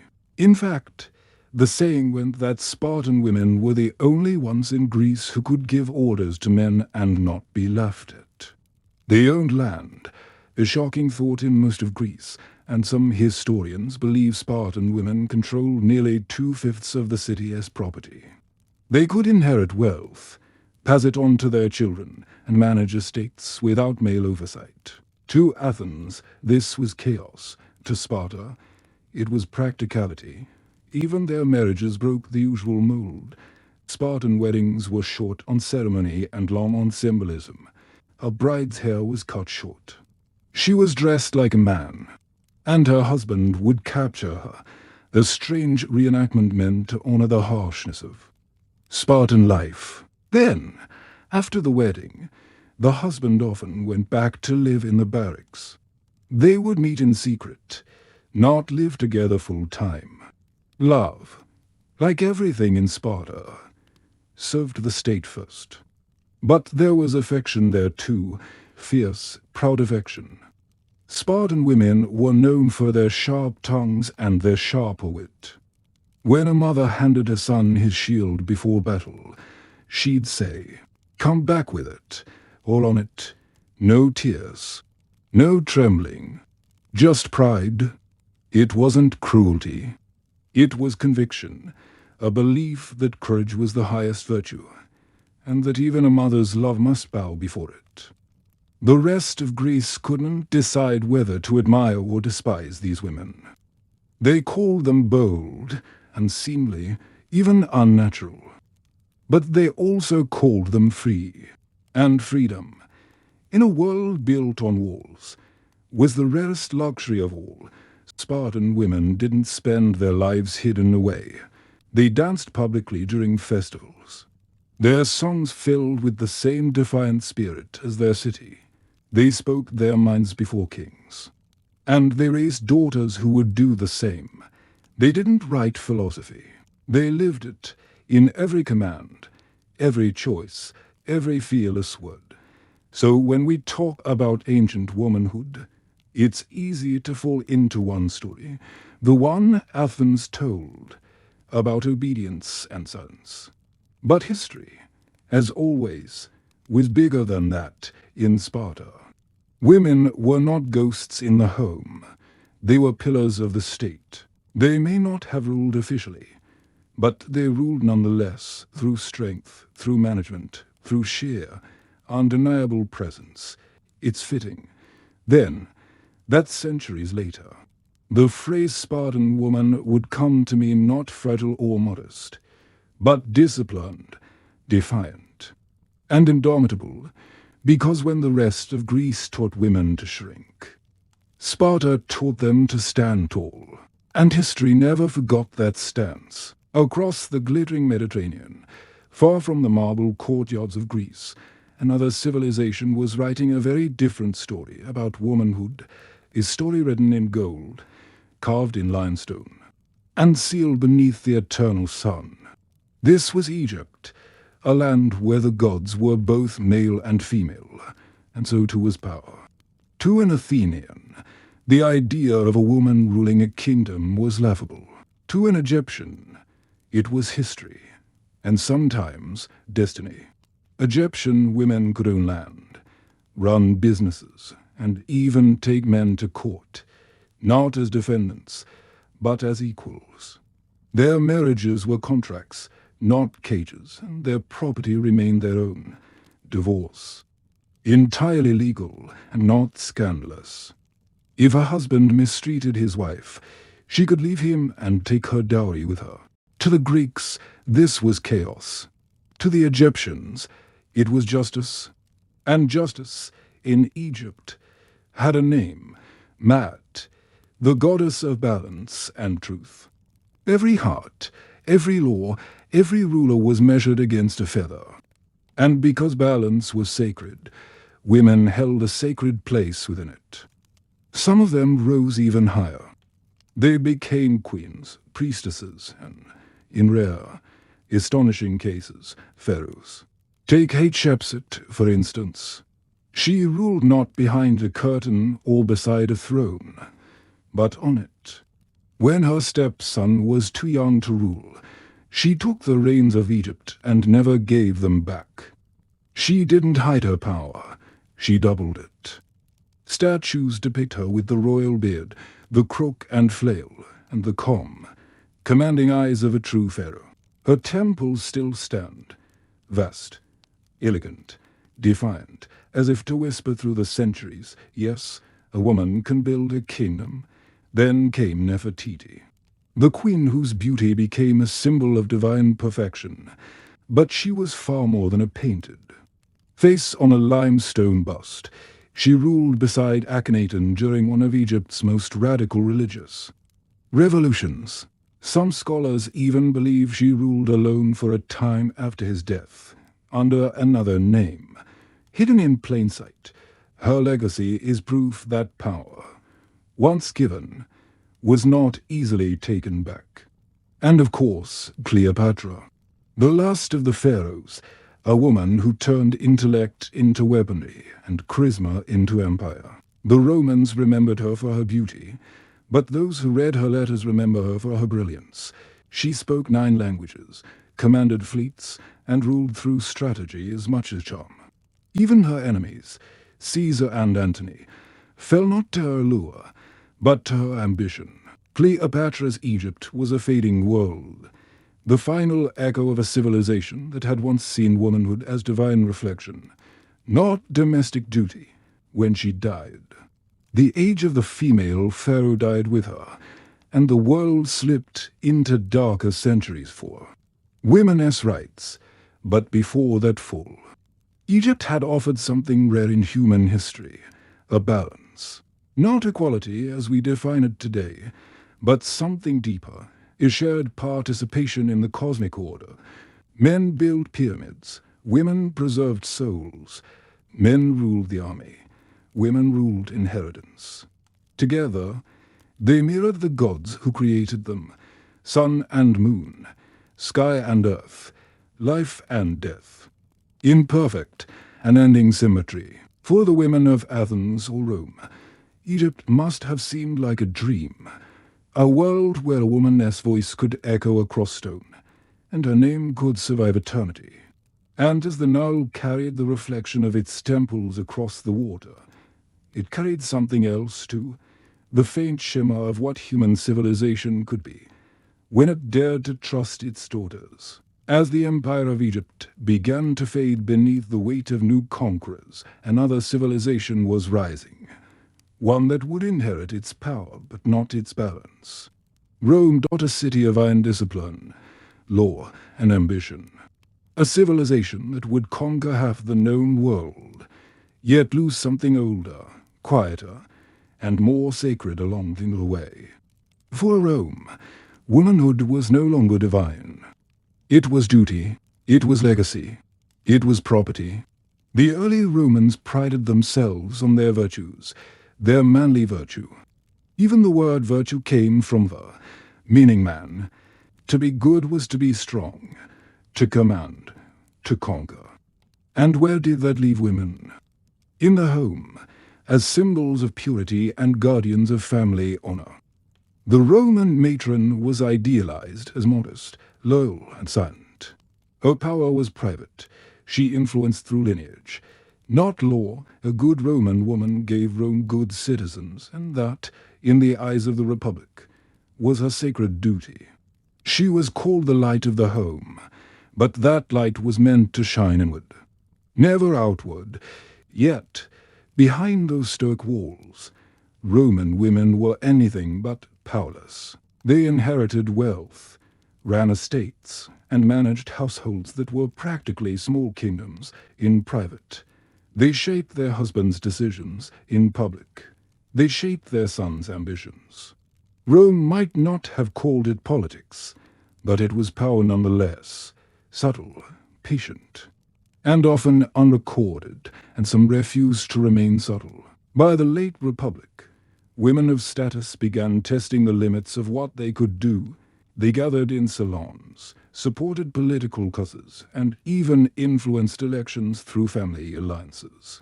But every time they stepped too far into public life, Rome pushed back. Take Claudia Metelli. For example, scandalous, brilliant, and impossible to ignore. Cicero accused her of immorality, of seducing men and manipulating politics. But beneath his venom was fear. Fear of a woman who understood Rome's games and played them better than most men. Even more notorious was Livia Drusilla, wife of Augustus. Outwardly, she was the perfect Roman matron, quiet, graceful, devoted. But historians knew better. She was a strategist, a queen in all but name.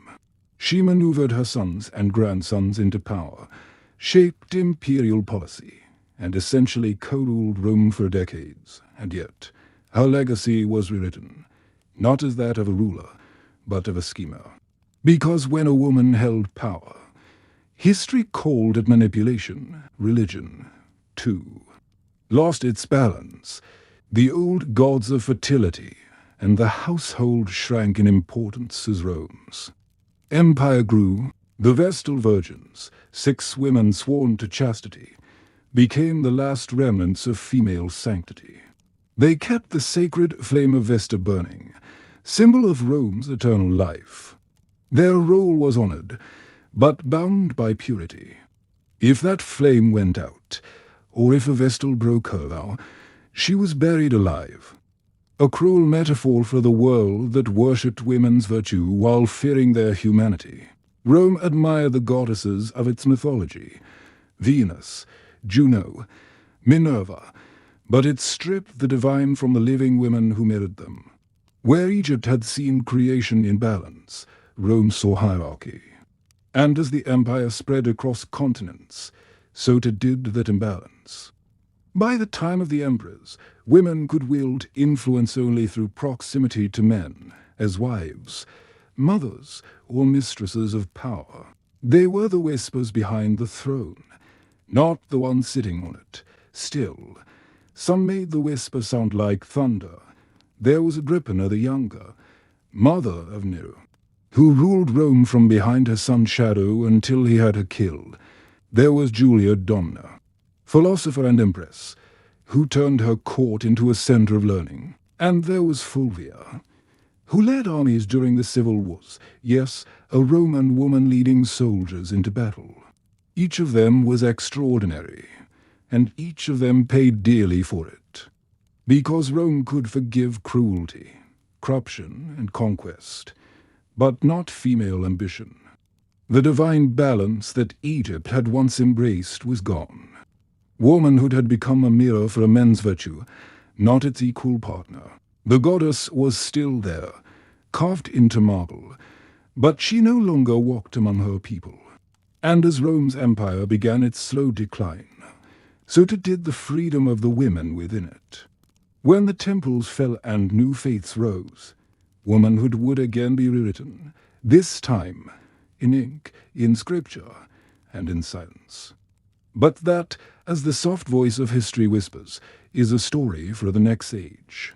As Rome's marble gods began to crumble, a new world was being born, not of empire, but of faith, and in this new world, womanhood would be sanctified, glorified, and bound tighter than ever before.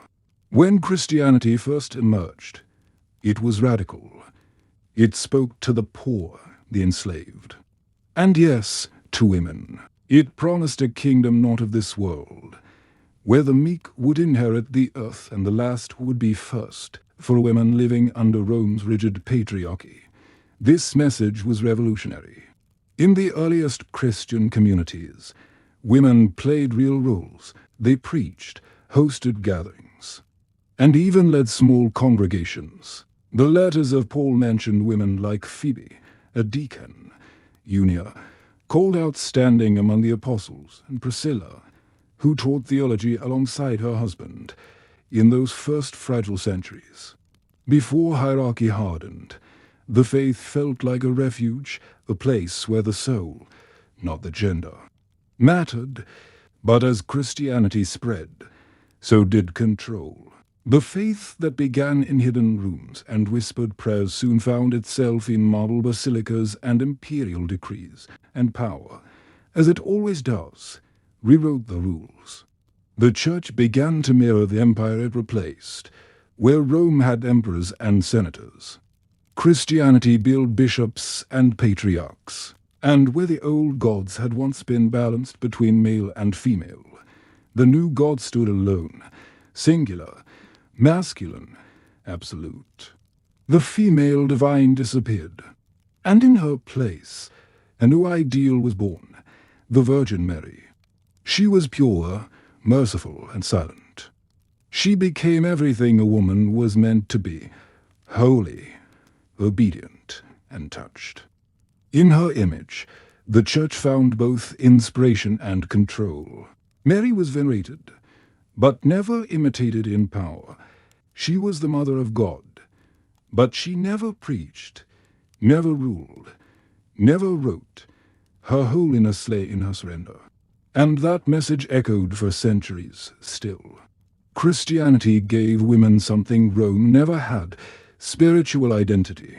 In the early monasteries, women like Macrina, Paula, and Melania the Younger renounced marriage and wealth to live as scholars and ascetics. They became saints in a world that had no room for female philosophers. Their minds and devotion built the first nunneries, small fortresses of learning where women could think, write, and pray freely. Ironically, renunciation became liberation. To escape marriage was to escape the world's control. The veil, though meant as a symbol of purity, became a quiet rebellion. But not all faith was freedom. By the 4th and 5th centuries, church fathers, men like Tertullian, Augustine, and Jerome, began redefining the female soul itself. They called woman the gateway of the devil, the cause of sin through Eve's temptation. They warned that beauty was dangerous, that desire was a trap, and that silence was a woman's highest virtue. Christianity, once the refuge of the oppressed, had absorbed Rome's fear of female influence and wrapped it in theology. The household, once merely a man's domain, became a moral institution. A good Christian wife was expected to obey her husband as a church obeyed Christ. Her love was duty, her suffering sanctified. The Virgin Mary was her unreachable ideal, and Eve was her eternal warning. Yet even in this climate of reverence and restraint, women's faith kept reshaping the world.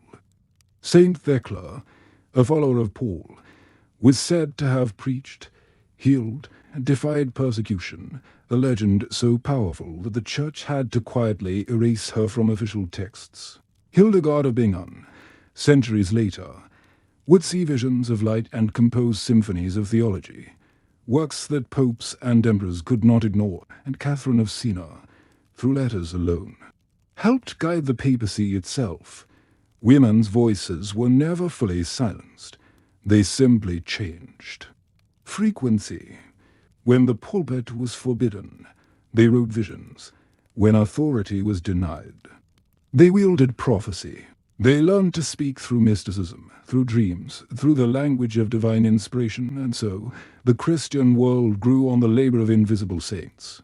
Women who taught the illiterate, nursed the dying, and copied manuscripts by candlelight. Their names were rarely carved in stone, but their work shaped the soul of Europe. By the Middle Ages, the Church had become the most powerful institution in the Western world. Its cathedrals pierced the sky, monuments of devotion and dominance alike, and within their shadow. Women's virtue became both weapon and crown. To be good was to be quiet. To be holy was to obey. And yet, as ever, silence was not the same as submission. Behind the convent walls and within the homes of the devout, women carried the weight of salvation, nurturing faith the same way they once nurtured life itself. In the dim candlelight of monasteries, female scribes copied scriptures that men would later quote. In homes, mothers whispered psalms that would raise the next generation of priests, knights, and kings. And in cathedrals, their prayers rose with the incense, invisible, essential, eternal. The world had changed, but the paradox remained. Womanhood was sacred, but only when silent. Powerful, but only when hidden. Holy, but only when obedient.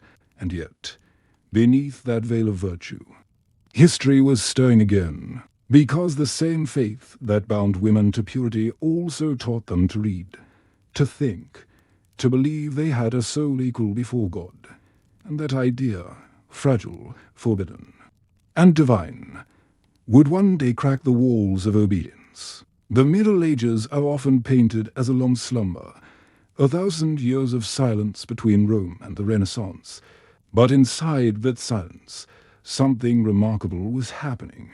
Hidden behind stone walls and beneath heavy veils, women were thinking. They were writing, studying, healing, and, in their own quiet ways, rebelling. The medieval convent was a paradox. To the outside world, it was a fortress of purity, where women withdrew from sin to serve God. But inside, it was a sanctuary, one of the few places where a woman could live, work, and learn without a husband's permission from many. The veil wasn't a symbol of submission, it was a shield. It protected them from marriage, from childbirth, from the endless cycle of obedience that defined womanhood beyond the cloister, within these stone enclosures. Women found time, and time is where thought begins. They read scripture, copied texts, studied medicine, and composed music. Some wrote letters to popes and kings. Others saw visions so vivid that they reshaped theology itself. The convents of medieval Europe became quiet laboratories of intellect, the hidden universities of women. Take Hildegard of Bingen, born in 1098. As a child, she was promised to the Church, a fate that might have silenced her forever. Instead, she became one of the greatest minds of her age. Composer, scientist, mystic, physician, Hildegard's writings spanned from theology to the natural world. She described the cosmos as an egg of light, pulsing with divine energy. Centuries before science would echo her metaphor, and though she called herself a poor and learned woman, her visions commanded the respect of emperors and popes. when the church tried to contain her. She simply kept writing. Her quill was her rebellion, her music her manifesto. Then there was Heloise, the brilliant scholar of 12th century Paris. She fell in love with her tutor, the philosopher Peter Abelard, a story that ended in scandal, secrecy, and tragedy. Yet even within the confines of a convent, her letters burned with intellect and emotion. She questioned doctrine, challenged hypocrisy, and wrote of love as something divine, not shameful. Her words survived because they were too honest to destroy. They remind us that the medieval mind was not as dark as legend suggests. It was alive, complex, and deeply human. In Italy, Catherine of Siena dictated letters that would move popes and kings. In England, Julian of Norwich wrote one of the earliest works of theology in the English language, Revelations of Divine Love. And in those pages, she dared to call God Mother, just as God is our Father. She wrote, so God is our Mother. It was a quiet heresy, wrapped in tenderness. A whisper that divine power could also nurture, that creation itself might carry a feminine shape, even outside the convent. Women's knowledge thrived in subtle forms. In villages, wise women practiced herbal medicine passed down through generations. They treated fevers, delivered babies, and read the natural world like scripture. But where the church saw healing, it also saw danger. Knowledge without permission was sorcery, and by the late Middle Ages, the word which had begun to creep into law, these women stood at the border between faith and fear. Their remedies were miracles until they worked too well. Their wisdom was holy until it frightened men. The same society that worshipped female saints began to hunt female healers. A tragic irony. The very women who nurtured life would soon be accused of conspiring with death. But even under suspicion, the feminine intellect survived. It hid in illuminated manuscripts, in songs sung during Mass, in coded embroidery patterns that carried prayers and poems alike. It whispered through centuries of silence, patient and unbroken. By the 14th century, Europe was changing, trade was growing, cities expanding, and new ideas flickered like candles against the night. The printing press was still a century away, but knowledge was already stirring, and women, as always, were part of that awakening, some through faith, some through art, some simply by teaching their daughters to read a single psalm. For all the darkness history, attributes to the medieval world, its shadows were never empty. They were full of quiet light, the kind carried by those who refused to disappear. Behind convent walls, beside cottage hearths, and in the secret corners of libraries, women's minds endured. They couldn't yet claim the public stage, but they had mastered something just as powerful, survival through thought. Their rebellion was not loud. It didn't march or burn. It whispered, it sang. It remembered, and in remembering, it prepared the world for what would come next, a dawn that would begin, quite fittingly, with a book. The Renaissance, the word itself means rebirth. It was the grand awakening of Europe, when art, science, and philosophy burst back into the light after centuries of shadow. It's the age of Michelangelo and Da Vinci, of Galileo and Machiavelli, of Florence and Venice shimmering with intellect and gold. But beneath the brilliance, the paradox deepened, because while men were reborn as Renaissance geniuses, women were reborn as muses. It's strange, isn't it, an age that celebrated the human form, the dignity of thought, and the divine spark of creativity, yet saw women mostly as decoration. They were the faces painted on ceilings, the bodies immortalized in marble, the eyes that inspired poetry but rarely wrote it. The Renaissance adored womanhood in theory, but not in practice. It sculpted her beauty and silenced her voice. In Florence, Botticelli painted the birth of Venus, a woman rising from the sea foam, serene and perfect. But the real women of Florence didn't rise, they obeyed. They managed households, bore children, and lived under strict codes of chastity and reputation. The church and state may have softened their medieval edges, but control remained, even art. That supposed celebration of beauty was a mirror polished by men, still. Cracks appeared in the marble, because even among the muses, there were minds that refused to stay still. Take Artemisia Gentileschi, born in Rome in 1593, daughter of a painter, student of her father's workshop. She painted Judith slaying Holofernes, a scene of two women cutting down a man who had betrayed them. The power in her brush was undeniable, visceral, violent. It wasn't idealized beauty. It was survival turned into art. And behind that image was her own story.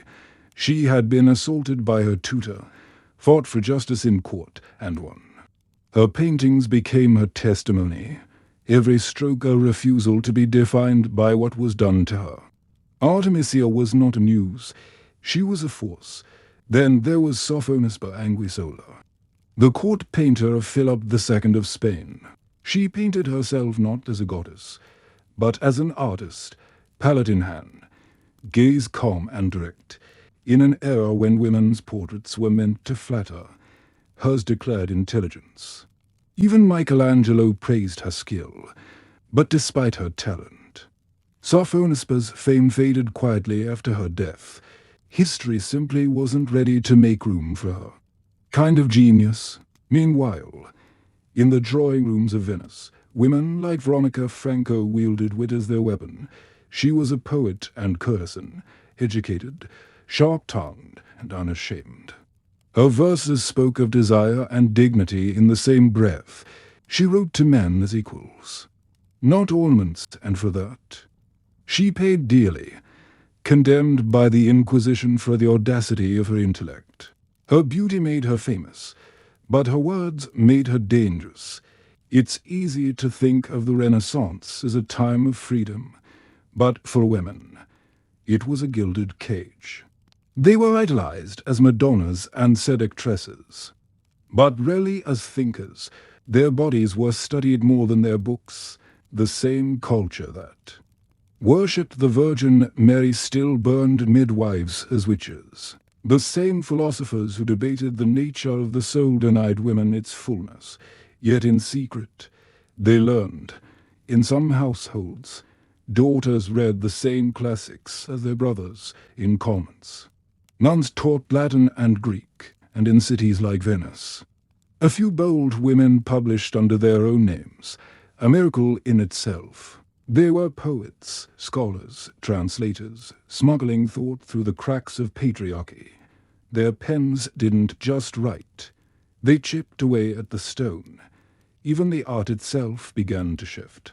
Portraits grew more intimate, less idealized. The human face, even the female one, began to show complexity, thought, melancholy. Something was stirring behind those painted eyes. Consciousness. Because every era, no matter how restrictive, leaves behind its rebels. The Renaissance rebellion was supposed to be about rebirth, rediscovering humanity after the so-called Dark Ages. And though men like Leonardo da Vinci mapped anatomy and philosophy, the true rediscovery of humanity would require women to reclaim their own, and they would. But first, the world would have to break again, into reformations, wars, and revolutions, before the idea of equality could take root. So as the Renaissance fades into the Baroque age, gilded, glorious, but trembling under its own contradictions, the stage is being set for the next transformation. One where knowledge spreads beyond courts and monasteries. One where women begin to write not in whispers, but in books. The world was about to change again, this time with the crack of a printing press. The year is somewhere around 1450, and the sound of history is changing. It isn't the clang of swords or the chanting of monks. It's the rhythmic clack of metal against metal. The sound of movable type. Johannes Gutenberg has just given Europe its most subversive invention. Yet, the printing press, a machine that can multiply words, copy ideas, and, for the first time, make knowledge louder than the church. Before the press, books were rare, precious things. Each one written by hand, each page a prayer of patience. Only the wealthy, the clergy, or the lucky few could ever hold one. But now, ink became a weapon. Ideas could travel faster than armies. And while men like Luther and Erasmus used it to reform religion and philosophy, women, quietly, cleverly, began to use it to reform themselves. For centuries, women had written, but their words were fragile things. A letter here, a poem there, maybe a devotional text copied in a convent. Now, for the first time, their voices could echo beyond the walls that confined them. The printing press didn't just duplicate books, it duplicated possibility. One of the earliest to seize that power was Christine de Pizan, long before printing became widespread. She was already writing in defense of women, but the press made her legacy unkillable. Her book, Of the City of Ladies, published in 1405, imagined a fortress built by, and for women, a city where female virtue, wit, and wisdom were celebrated, not condemned. She gathered heroines from history and myth, queens, saints, scholars, and gave them new life in ink. Christine wrote to correct the record, to remind a world of men that women had always been part of civilization's story. And the printing press made sure her words survived the centuries. Soon after, presses across Europe buzzed with a new kind of text, conduct books. These were manuals for how women should behave, how to be modest, obedient, and pure. It was patriarchy's attempt to print itself into permanence. But for every page of instruction, a woman somewhere was writing a page of resistance. If men used the press to preach order, women used it to question it. In England, Margaret Cavendish, Duchess, philosopher, and all-round anomaly, began publishing her own works under her real name, not anonymously, not under initials, but boldly as herself. She wrote about science, nature, and the cosmos in a way that scandalized her peers. She even imagined alternate worlds. Proto-science fiction centuries before it had a name. The critics called her eccentric. Some called her mad. But she didn't care. She called herself the Blazing World's Empress, and she meant it, in France. Louise Lay penned love sonnets that flipped tradition on its head. Women no longer the silent, recipients of affection, but the speakers of it. Her poems were passionate, intellectual, unashamed. When critics accused her of immorality, she replied with elegance and indifference, because now, thanks to the press, her words could outlive her accusers, and in Spain, solo honor inesti locruz, a nun in a distant colony of New Spain. Modern-day Mexico became one of the greatest minds of the 17th century. She read voraciously, wrote poetry that stunned her contemporaries, and composed essays defending women's right to knowledge. Her most famous line still rings with defiance: "Who has forbidden women to engage in private and individual studies? Have they not a rational soul as men do for this?" She was silenced by the church, her library confiscated, her voice officially erased. But paper, once printed, never truly disappears. Centuries later, her words would resurface, stronger than ever, by the 17th century. The press had unleashed something the world couldn't put back: the democratization of thought. Books became cheaper, literacy spread, and though women were still told to read only scripture, household guides, many read everything.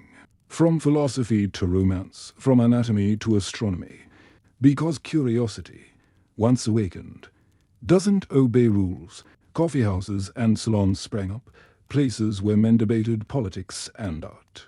But in Paris, something new happened. Women began to host these gatherings, turning conversation itself into an art form. They guided discussions, edited texts, and shaped taste. The saloniers, as they were called, became the social engines of enlightenment. They couldn't yet publish freely, but they controlled the flow of ideas. They were curators of intellect, and so, through a mix of ink and entrance, women began to carve their invisible lineage, one line, one book, one salon at a time. They weren't yet free, but they were visible. They were entering history not as symbols or subjects, but as authors. By the 18th century, that visibility would bloom into revolution. The printed word would help ignite embers. And women, long relegated to the margins, would start to demand that the new ideas of liberty and equality actually include them. Because if printing gave men a voice to challenge kings, it gave women a voice to challenge the world. The 18th century, the Age of Enlightenment, a time when reason was worshipped, monarchs trembled, and philosophers began to rewrite the laws of human thought. Europe was alight with talk of liberty, equality, and natural rights, but for half the human race. Those promises came with an asterisk. The salons of Paris buzzed with conversation, polished rooms filled with laughter, tobacco smoke and debate. It was in these spaces that ideas began to rise about science, politics, and the nature of freedom itself.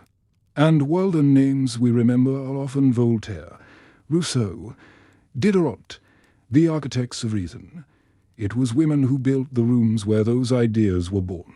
Women like Madame Geoffrin, Madame de Staël, and Julie de Lespinasse turned their drawing rooms into laboratories of intellect.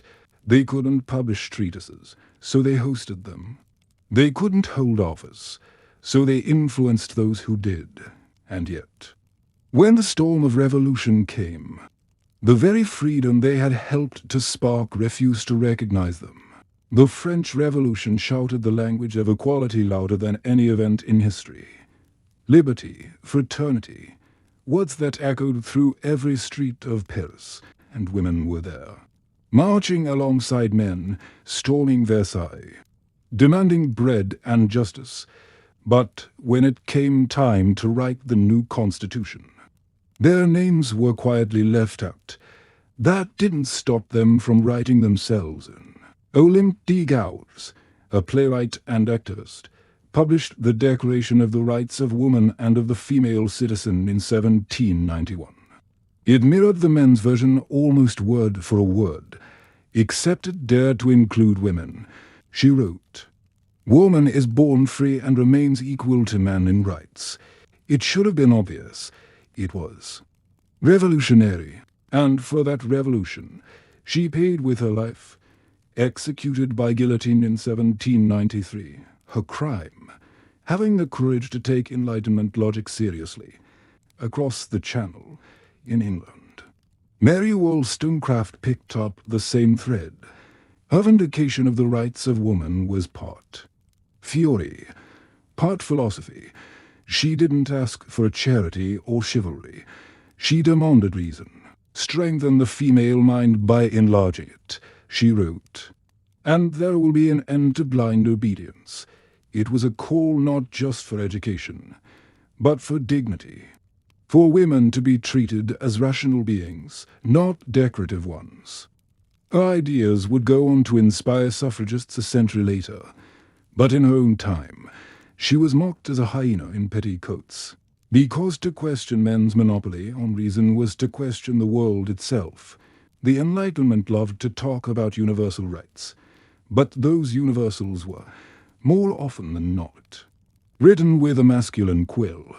Rousseau, for instance, who preached the freedom of the citizen, also argued that a woman's virtue was to serve her husband and bear children quietly. In his imagined republic, liberty began at home and ended at the kitchen door. Yet, even as men's revolutions betrayed them, women's revolutions persisted. They opened schools, wrote pamphlets, nursed the wounded, and created networks of support. Women like Théroigne Méricourt, who took to the streets armed with pistols, or Charlotte Corday, who assassinated the radical Merit believing she was saving France from tyranny. They didn't wait for a permission to act. They simply acted beyond France and England. In the American colonies, women were also caught in the contradictions of liberty. The Revolution promised independence, but not for them. Abigail Adams, wife of future President John Adams, famously wrote to her husband, "Remember the ladies." He didn't, still. Women across the 13 colonies organized boycotts, managed farms, and even served as spies. Their labor kept the revolution alive, even as their names faded from its history books. By the dawn of the 19th century, the Enlightenment's glow had begun to dim. Empires fell, republics rose, and the world entered the modern age.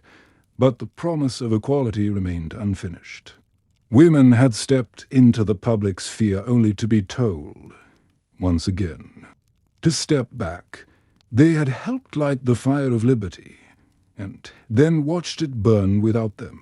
But history moves in cycles, and this one wasn't done yet, because every failed promise becomes a seed.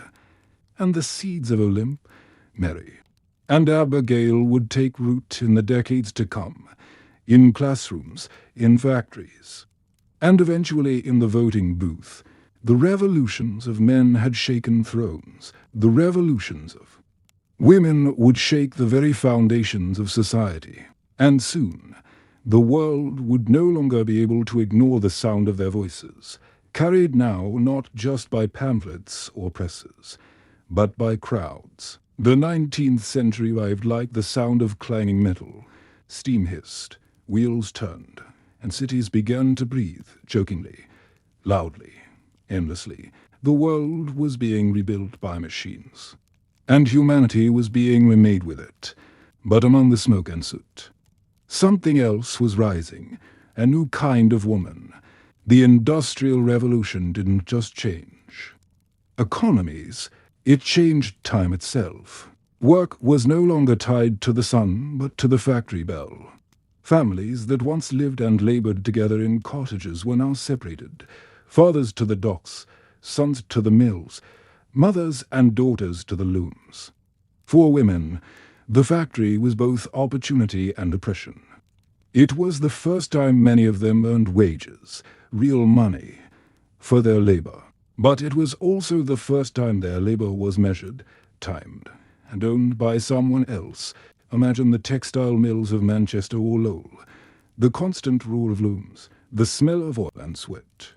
The blur of movement as hundreds of women fed fabric through machines that could maim as easily as they could produce for 12, 14, sometimes 16 hours a day.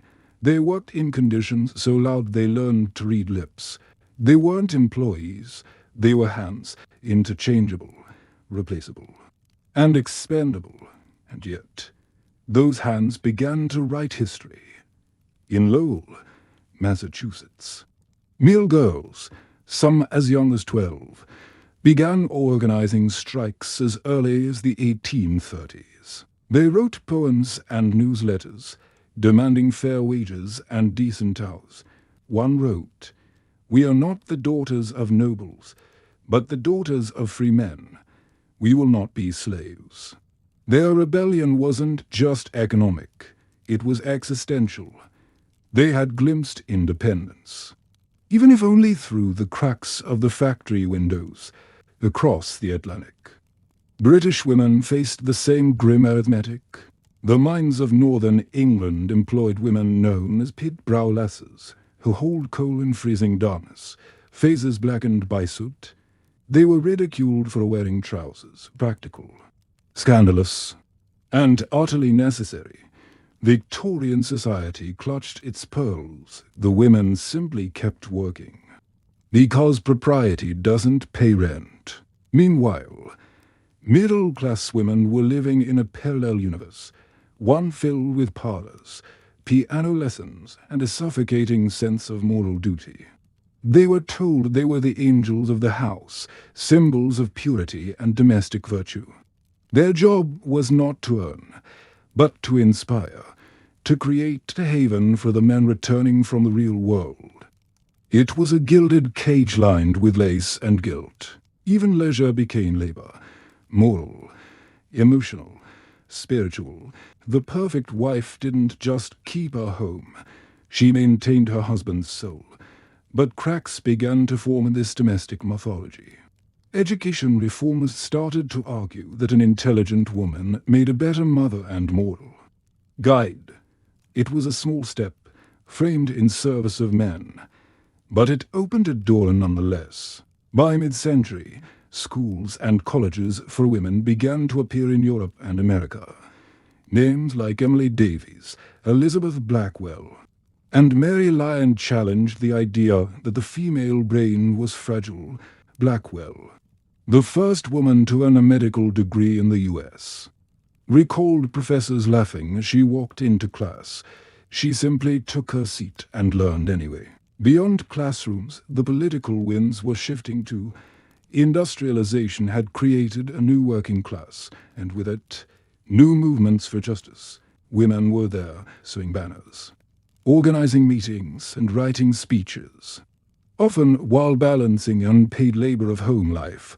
They couldn't vote, but they could march. They couldn't own property, but they could persuade those who did. One by one, their petitions began to reach parliaments and congresses. They spoke of wages, education, and the unthinkable, suffrage. But even within reform movements, women found themselves silenced. At the 1840 World Anti-Slavery Convention in London, women delegates were told to sit behind a curtain so the men could debate without distraction. Among them were Lucretia Mott and Elizabeth Cady Stanton, who swore then and there that one day they would organize a convention of their own. 8 years later, they did, in Seneca Falls, New York. It was the birthplace of the women's rights movement in America. Their declaration of sentiments began with a familiar line and a radical twist. We hold these truths to be self-evident, that all men and women are created equal. It was a demand not just for suffrage, but for selfhood, a claim that women were not property, not angels, not ornaments, but citizens. The world wasn't ready. The newspapers mocked them. Even some allies rolled their eyes. But the echo of that declaration would grow louder with every passing decade, until it became impossible to ignore. Meanwhile, in factories, schools, and slums, women were quietly reshaping the modern world. They organized workers' unions, built reform societies, and wrote novels that questioned everything, from marriage to morality to money. Writers like George Eliot, Charlotte Bronte, and Elizabeth Gaskell turned fiction into rebellion, showing women not as ideals, but as people, intelligent, flawed, human, through literature. Women began to rewrite the script of civilization by the end of the 19th century. The industrial age had created its own contradictions. Machines had freed labor but trapped people. Science had expanded knowledge but shrunk compassion and women, once confined to hearth and home, now stood in classrooms, hospitals, and picket lines.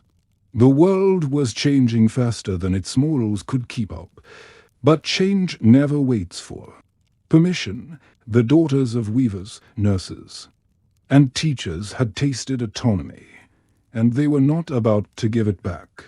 The next fight would not be for bread or books, but for the ballot, the right not just to live in history, but to make it. By the dawn of the 20th century, the streets of London, New York, and Chicago were beginning to hum with a new sound.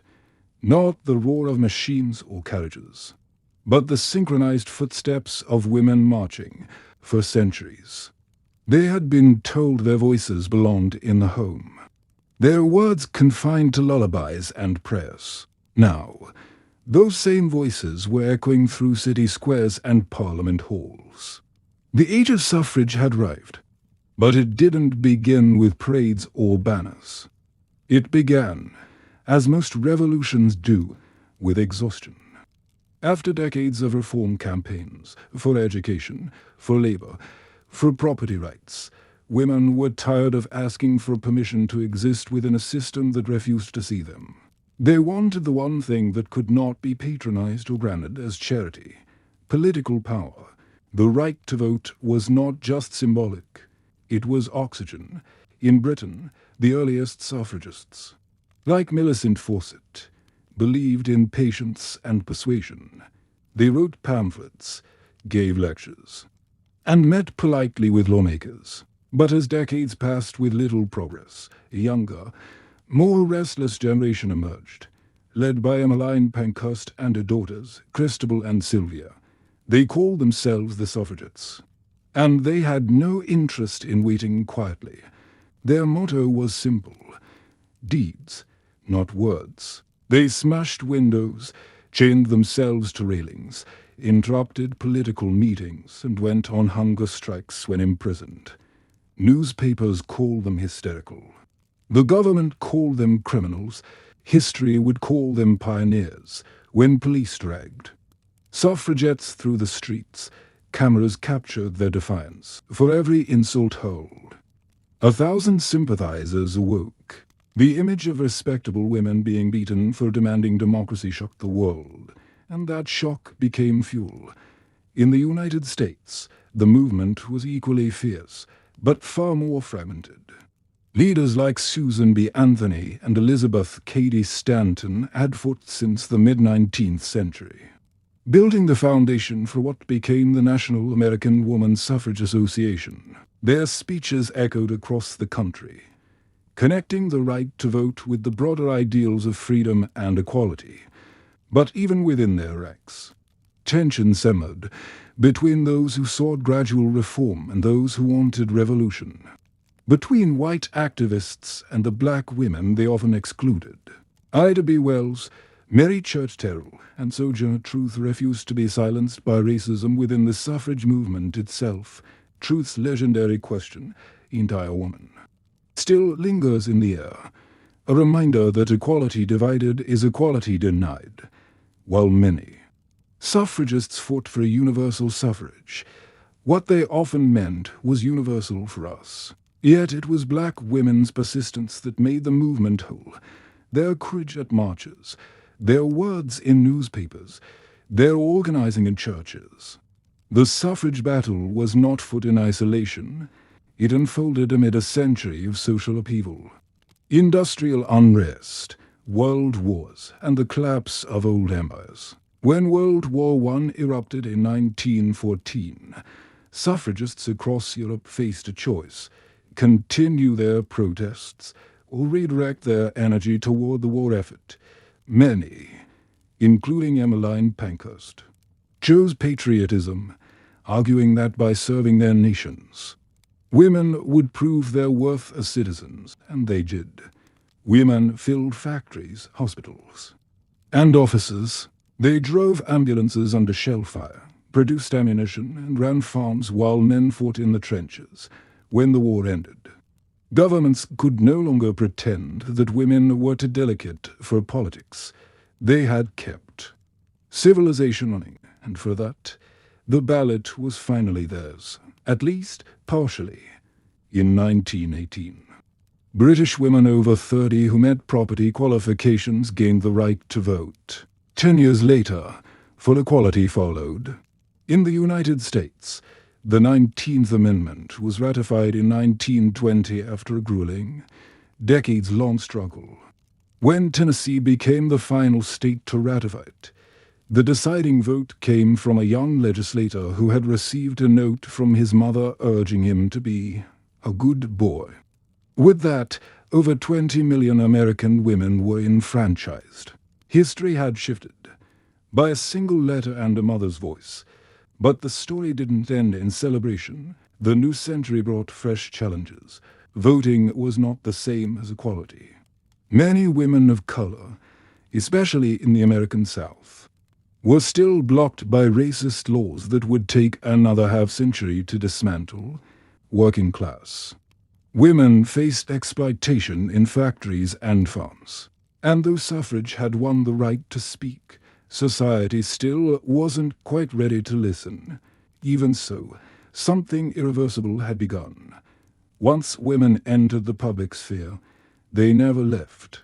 They became journalists, lawmakers, aviators, and revolutionaries. The first generation of female voters raised daughters who would walk on picket lines and fly planes through war zones. The right to vote had lit a fuse, and the explosion would reshape the 20th century. The suffrage movement was not just about ballots.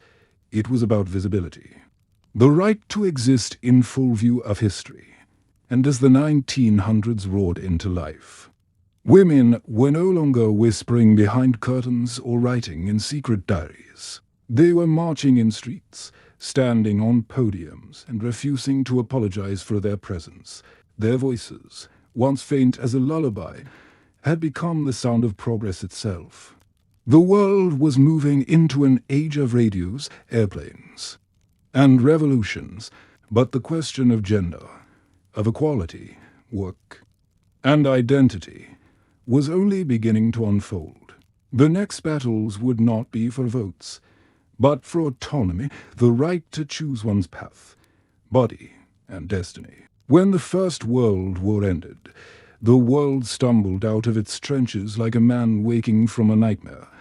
Empires had crumbled, millions were gone, and those who survived were desperate to feel alive again.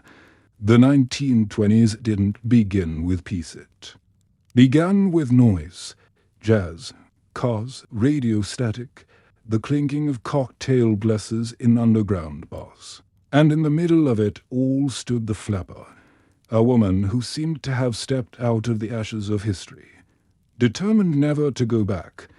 Gone were the cassettes, the stiff collars, the demure manners. Flappers bobbed their hair short, smoked cigarettes in public, danced until sunrise, and perhaps most scandalously laughed at the very idea of proper womanhood. For centuries, women had been symbols of morality and virtue. Now they were symbols of freedom and defiance.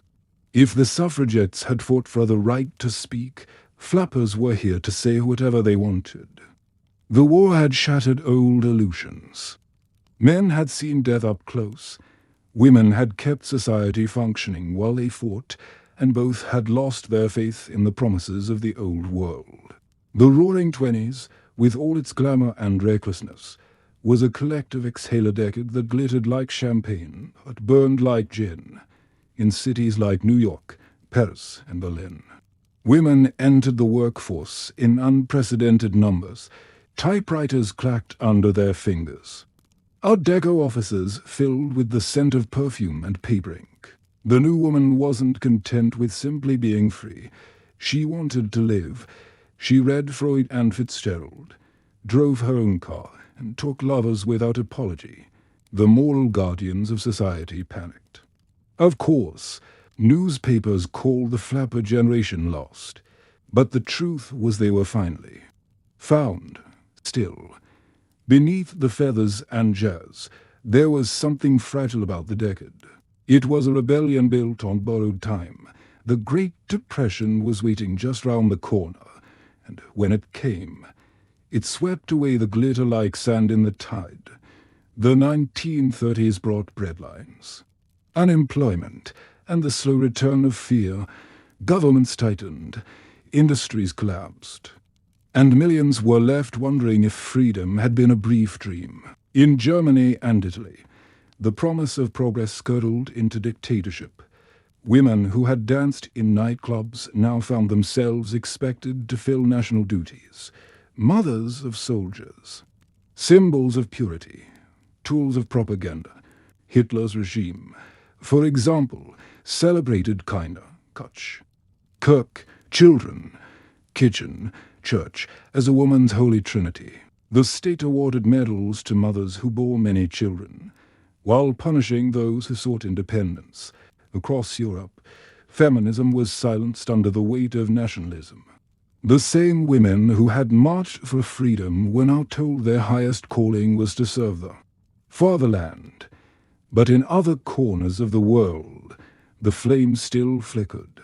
In the United States, Eleanor Roosevelt quietly reshaped the very idea of womanhood. She wasn't a flapper or a rebel in the conventional sense. She was something rarer, a powerful woman within power. As First Lady, she championed human rights, civil rights, and women's equality at a time when simply having an opinion could ruin reputations. She turned the role of First Lady from ornamental to political. Meanwhile, in the Soviet Union, women entered industries and science on a scale the West wouldn't match for decades. They built factories, flew planes, and even fought in early military units. Of course, this equality came at a price. Their freedom was tied to the demands of the state rather than their own ambitions. Still, it was proof that women could command both intellect and machinery, no longer confined to domestic spaces. As the 1930s rolled toward war once again, it became clear that the 20th century was going to be defined by contradiction. Every time the world broke, women stepped forward to rebuild it. And every time peace returned, they were told to step back into the shadows. But history was no longer cooperating with that pattern. The next war would change everything because this time, women wouldn't just fill in for absent men. They would fight, fly, and lead on their own terms. When the Second World War erupted in 1939, the world witnessed not just the mobilization of armies, but of entire societies. Factories became battlefields, ration cards became weapons, and courage had a new face, a woman's face, determined and unflinching. From the nurses in field hospitals to the code breakers at Bletchley Park. From Rosie the Riveter in America's shipyards to the Soviet night which is bombing enemy lines. Under cover of darkness, women weren't background figures anymore. They were the story. And when victory finally came in 1945, the world looked at them differently. Not as delicate, not as silent, but as capable still. When peace returned, so did the old whispers. Now that the war is over, won't you go home? But home was no longer enough. They had built nations, and they knew it. The war was over. The soldiers came home, and the world wanted nothing more than normalcy. But normal was a fragile illusion, one carefully packaged in pastel colors, smiling faces. And the soft hum of suburban life.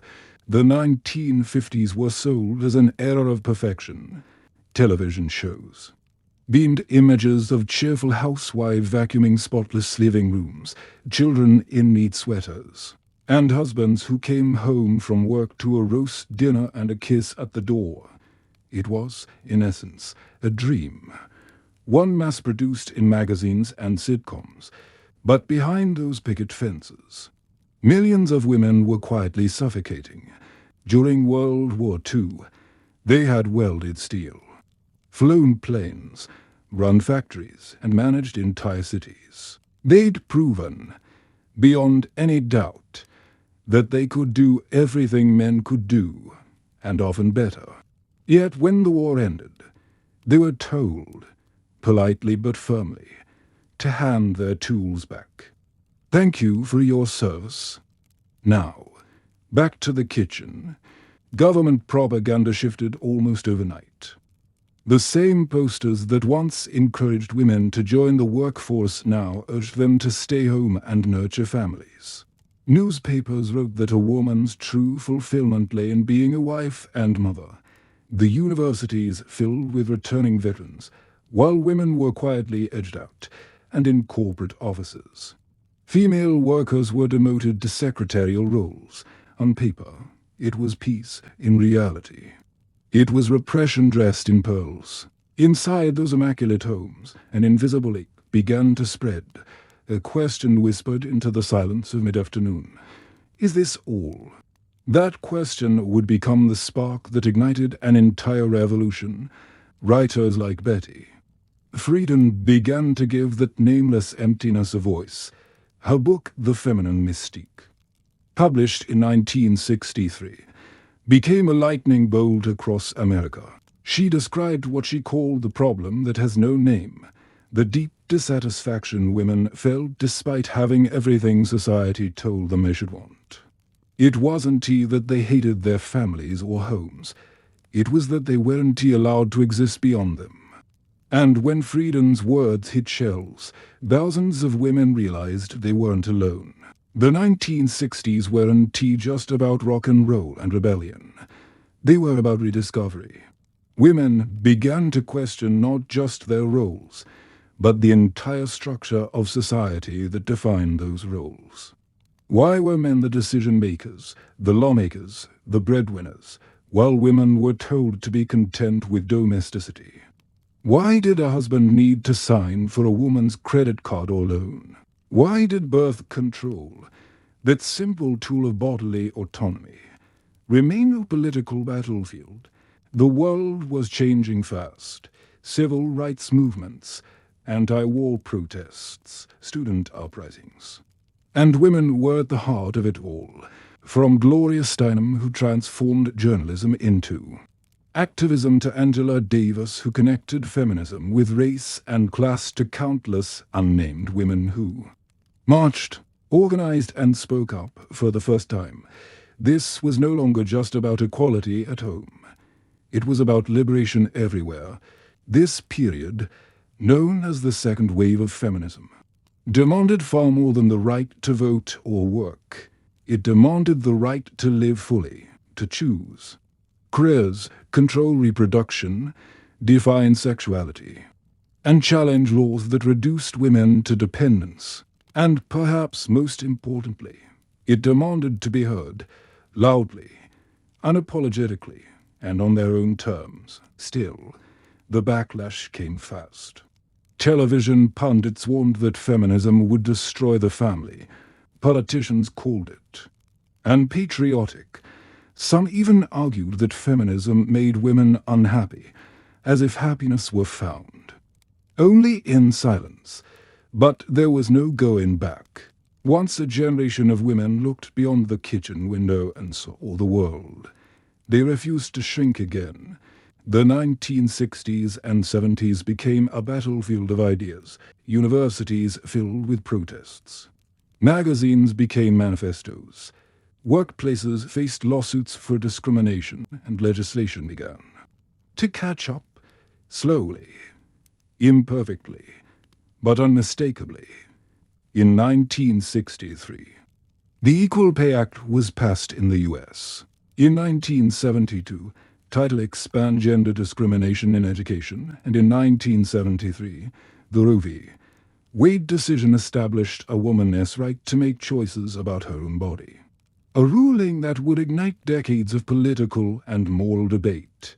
The revolution was messy, loud, and often misunderstood, but it was real.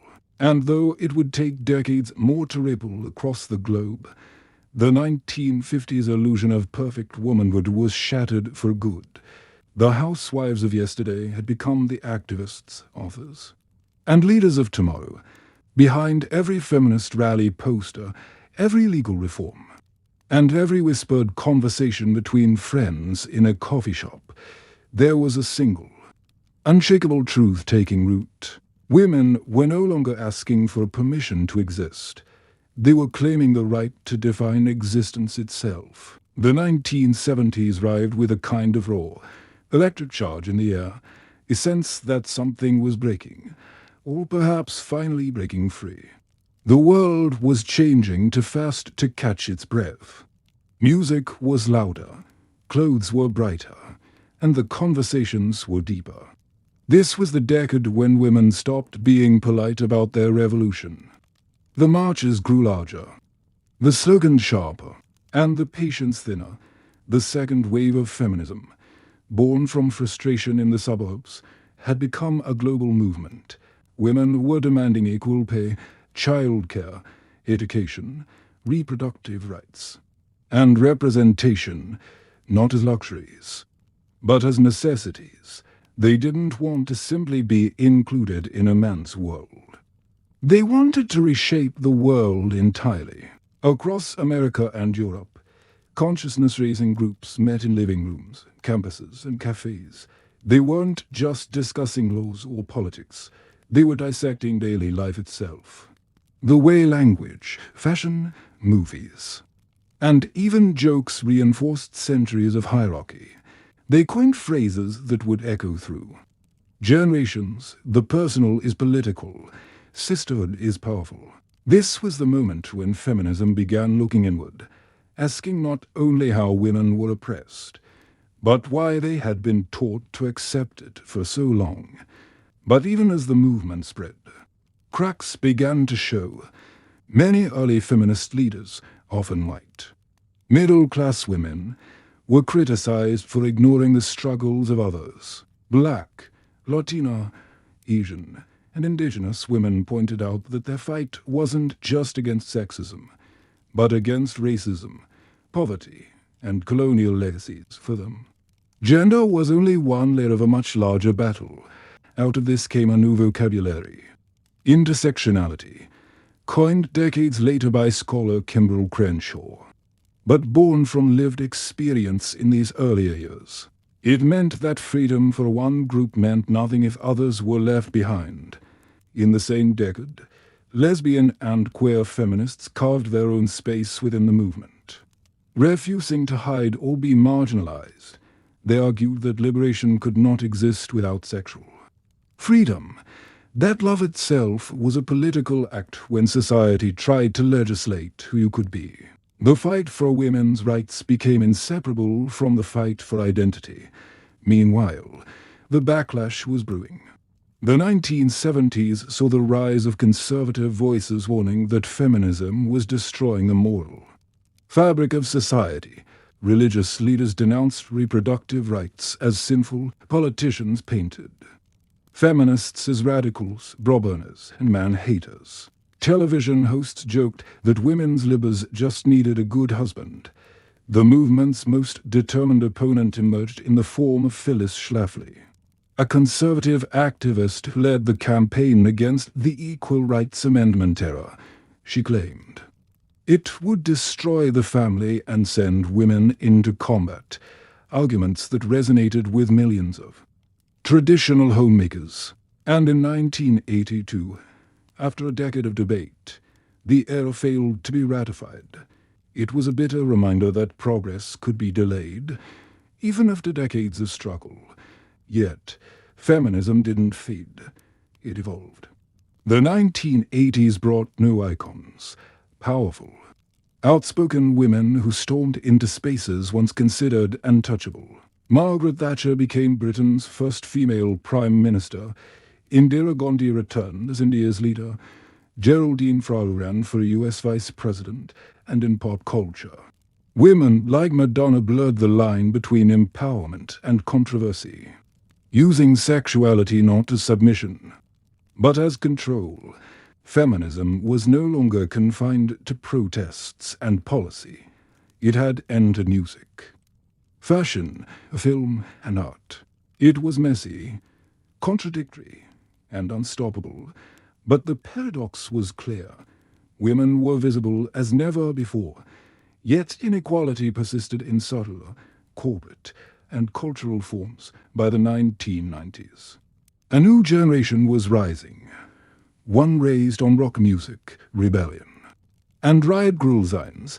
They weren't burning brass, they were picking up guitars. Bands like Bikini Kill and L7 screamed about sexism and power, not from podiums, but from stage amplifiers.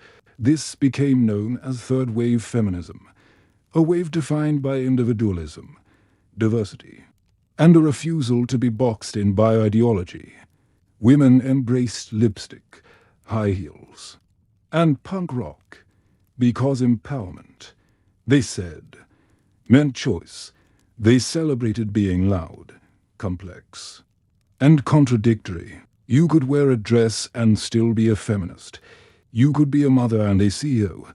You could demand equality and express femininity. Feminism had gone global, connecting women across continents through shared struggles and new technologies. By the turn of the millennium, the internet had become a new battlefield. Blogs, forums, and early social media gave rise to digital activism. Hashtags became megaphones. Then came the 2010s, the era of the #MeToo movement, founded by Tarana Burke and reignited worldwide in 2017. Suddenly, the silent stories of harassment and abuse, whispered for generations, were being shouted into the light, from Hollywood to classrooms, boardrooms to governments. The message was the same. We believe you. The culture of silence was cracking open. But the modern age brought new complexities. Feminism was no longer a monolith. It had splintered into countless identities, perspectives, debates. What did equality mean in a world where gender itself had become fluid? How could liberation coexist with capitalism, social media, and global inequality? The old questions had evolved into newer, harder ones. Some said feminism had gone too far. Others said it hadn't gone far enough. But what was undeniable was this: the conversation hadn't stopped. It had simply grown, bigger, louder, and more inclusive. From the whispered prayers of medieval nuns to the online rallies of modern activists, the story of women has never been one of silence. It has been one of persistence, of learning, adapting, and daring to demand more from the world, again and again. The fight isn't over. It may never be, but maybe that's the point. Because every generation of women doesn't just inherit history, they rewrite it. The 21st century opened not with the roar of revolution, but with the quiet hum of devices, screens glowing in the dark, algorithms sorting our lives into categories, and in this new digital age, the struggle for women's equality found itself rewritten once again, not on parchment or protest, banners, but in code, hashtags, and pixels. If the first feminists fought for the vote, and the second for the workplace, this generation fights for visibility, the right to exist authentically in a world that's always watching. Social media gave women something they'd been denied for centuries: a direct voice, no publishers, no gatekeepers, no permission needed. A single post could reach millions. Movements that might once have taken decades to form now sparked overnight. From #Me and #Times Up to #Girls Who Code, #He for She, and beyond. But with that freedom came exposure. The digital world opened new doors and new dangers. Harassment migrated online. Trolling became weaponized, and images, once private, could be stolen in seconds. The same platforms that empowered also exploited. Women, especially those of color, queer women, and trans women, found themselves navigating a world where liberation and violation could arrive in the same notification. And yet, they kept speaking, kept building, kept connecting. Technology became both battlefield and sanctuary. Online communities formed for women who had never before seen themselves reflected. Gamers, coders, scientists, soldiers, mothers, migrants. Digital feminism wasn't about one ideology. It was about access to knowledge, opportunity, and each other. Meanwhile, the boundaries of gender itself began to dissolve. The binary, that ancient architecture of man versus woman, was being dismantled not through revolt, but through redefinition. New generations refused to be boxed in by labels crafted in older centuries. Gender was no longer destiny. It was identity, fluid and self-defined. Feminism evolved alongside, becoming not just a movement for women, but for everyone marginalized by systems of power. In classrooms, teachers began revising history books, adding names long erased. Hypatia of Alexandria, the philosopher torn apart for our knowledge. Nzinga of Ndongo, the African queen who fought Portuguese colonizers. Ada Lovelace, who wrote the first computer algorithm. Rikeya Sakhawat Hussain, who dreamed of a world ruled by women's intellect. Names that once sat in the margins were now finally printed in bold. The workplace changed too, slowly, unevenly, but undeniably. More women entered politics, engineering, medicine, and the sciences than ever before. Yet, the old inequalities found new disguises. The pay gap in salary algorithms, the glass ceiling embedded in company hierarchies. The expectation that women still balance ambition with caregiving. The invisible labor persisted. The unpaid hours, the emotional work, the social double standards. But now, people were naming it. Naming, after all, is power.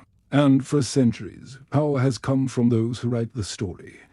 In boardrooms and laboratories, in classrooms and parliaments, women began to redefine leadership itself, not as domination, but as collaboration, the traits once dismissed as feminine. Empathy, intuition, cooperation were now recognized as the very tools the modern world needed to survive. The same patience that raised generations now guided nations, and across the globe, new movements emerged. Women in Iran cutting their hair for freedom, in India protesting violence, in Sudan leading revolutions, in Iceland striking for equality, each wave different in form, but identical in purpose, to be seen, to be heard, to be human. But history is never tidy. Every step forward meets resistance. Even now, laws are challenged, rights reversed, progress debated, and yet, despite the backlash, something irreversible has already happened: awareness. The idea that equality is not a favor, but a foundation, that freedom for one gender means freedom for all. Feminism today isn't one voice, it's a chorus, sometimes dissonant, sometimes harmonious, but always alive. It's in the coder rewriting sexist AI, the mother teaching her daughter to question the textbook, the man learning to listen without defense, the non-binary teenager demanding a world that recognizes them. It's in every person who refuses to accept that silence is the natural order of things. And as the world moves toward automation, artificial intelligence, and virtual reality, the question becomes, what does equality look like in a world without physical limits? When power is measured not by muscle or wealth, but by data, who creates it? Who controls it? Who benefits from it? Perhaps the next great feminist revolution won't be fought in the streets, but in the code, ensuring that the future we program doesn't repeat the past we escaped. Because if history has taught anything, it's that oppression adapts. But so does resistance. From the first woman who dared to speak her name aloud to the millions who now type theirs into the digital ether, this story isn't finished by design. Every era adds its verse. Every voice leaves a trace. And maybe, one day, historians will look back on our time, on the tweets, the protests, the quiet acts of defiance, and see not just struggle, but transformation. The moment when her story finally merged with history. And so, as the night deepens and the pages close, remember this: every civilization that ever claimed to be great was built upon the hands, hearts, and minds of women. Some named, many forgotten, all essential. Their silence once filled the world. Now, At last, their echoes have become its voice. Sleep well, and remember, history isn't something that happened. It's something we're still writing.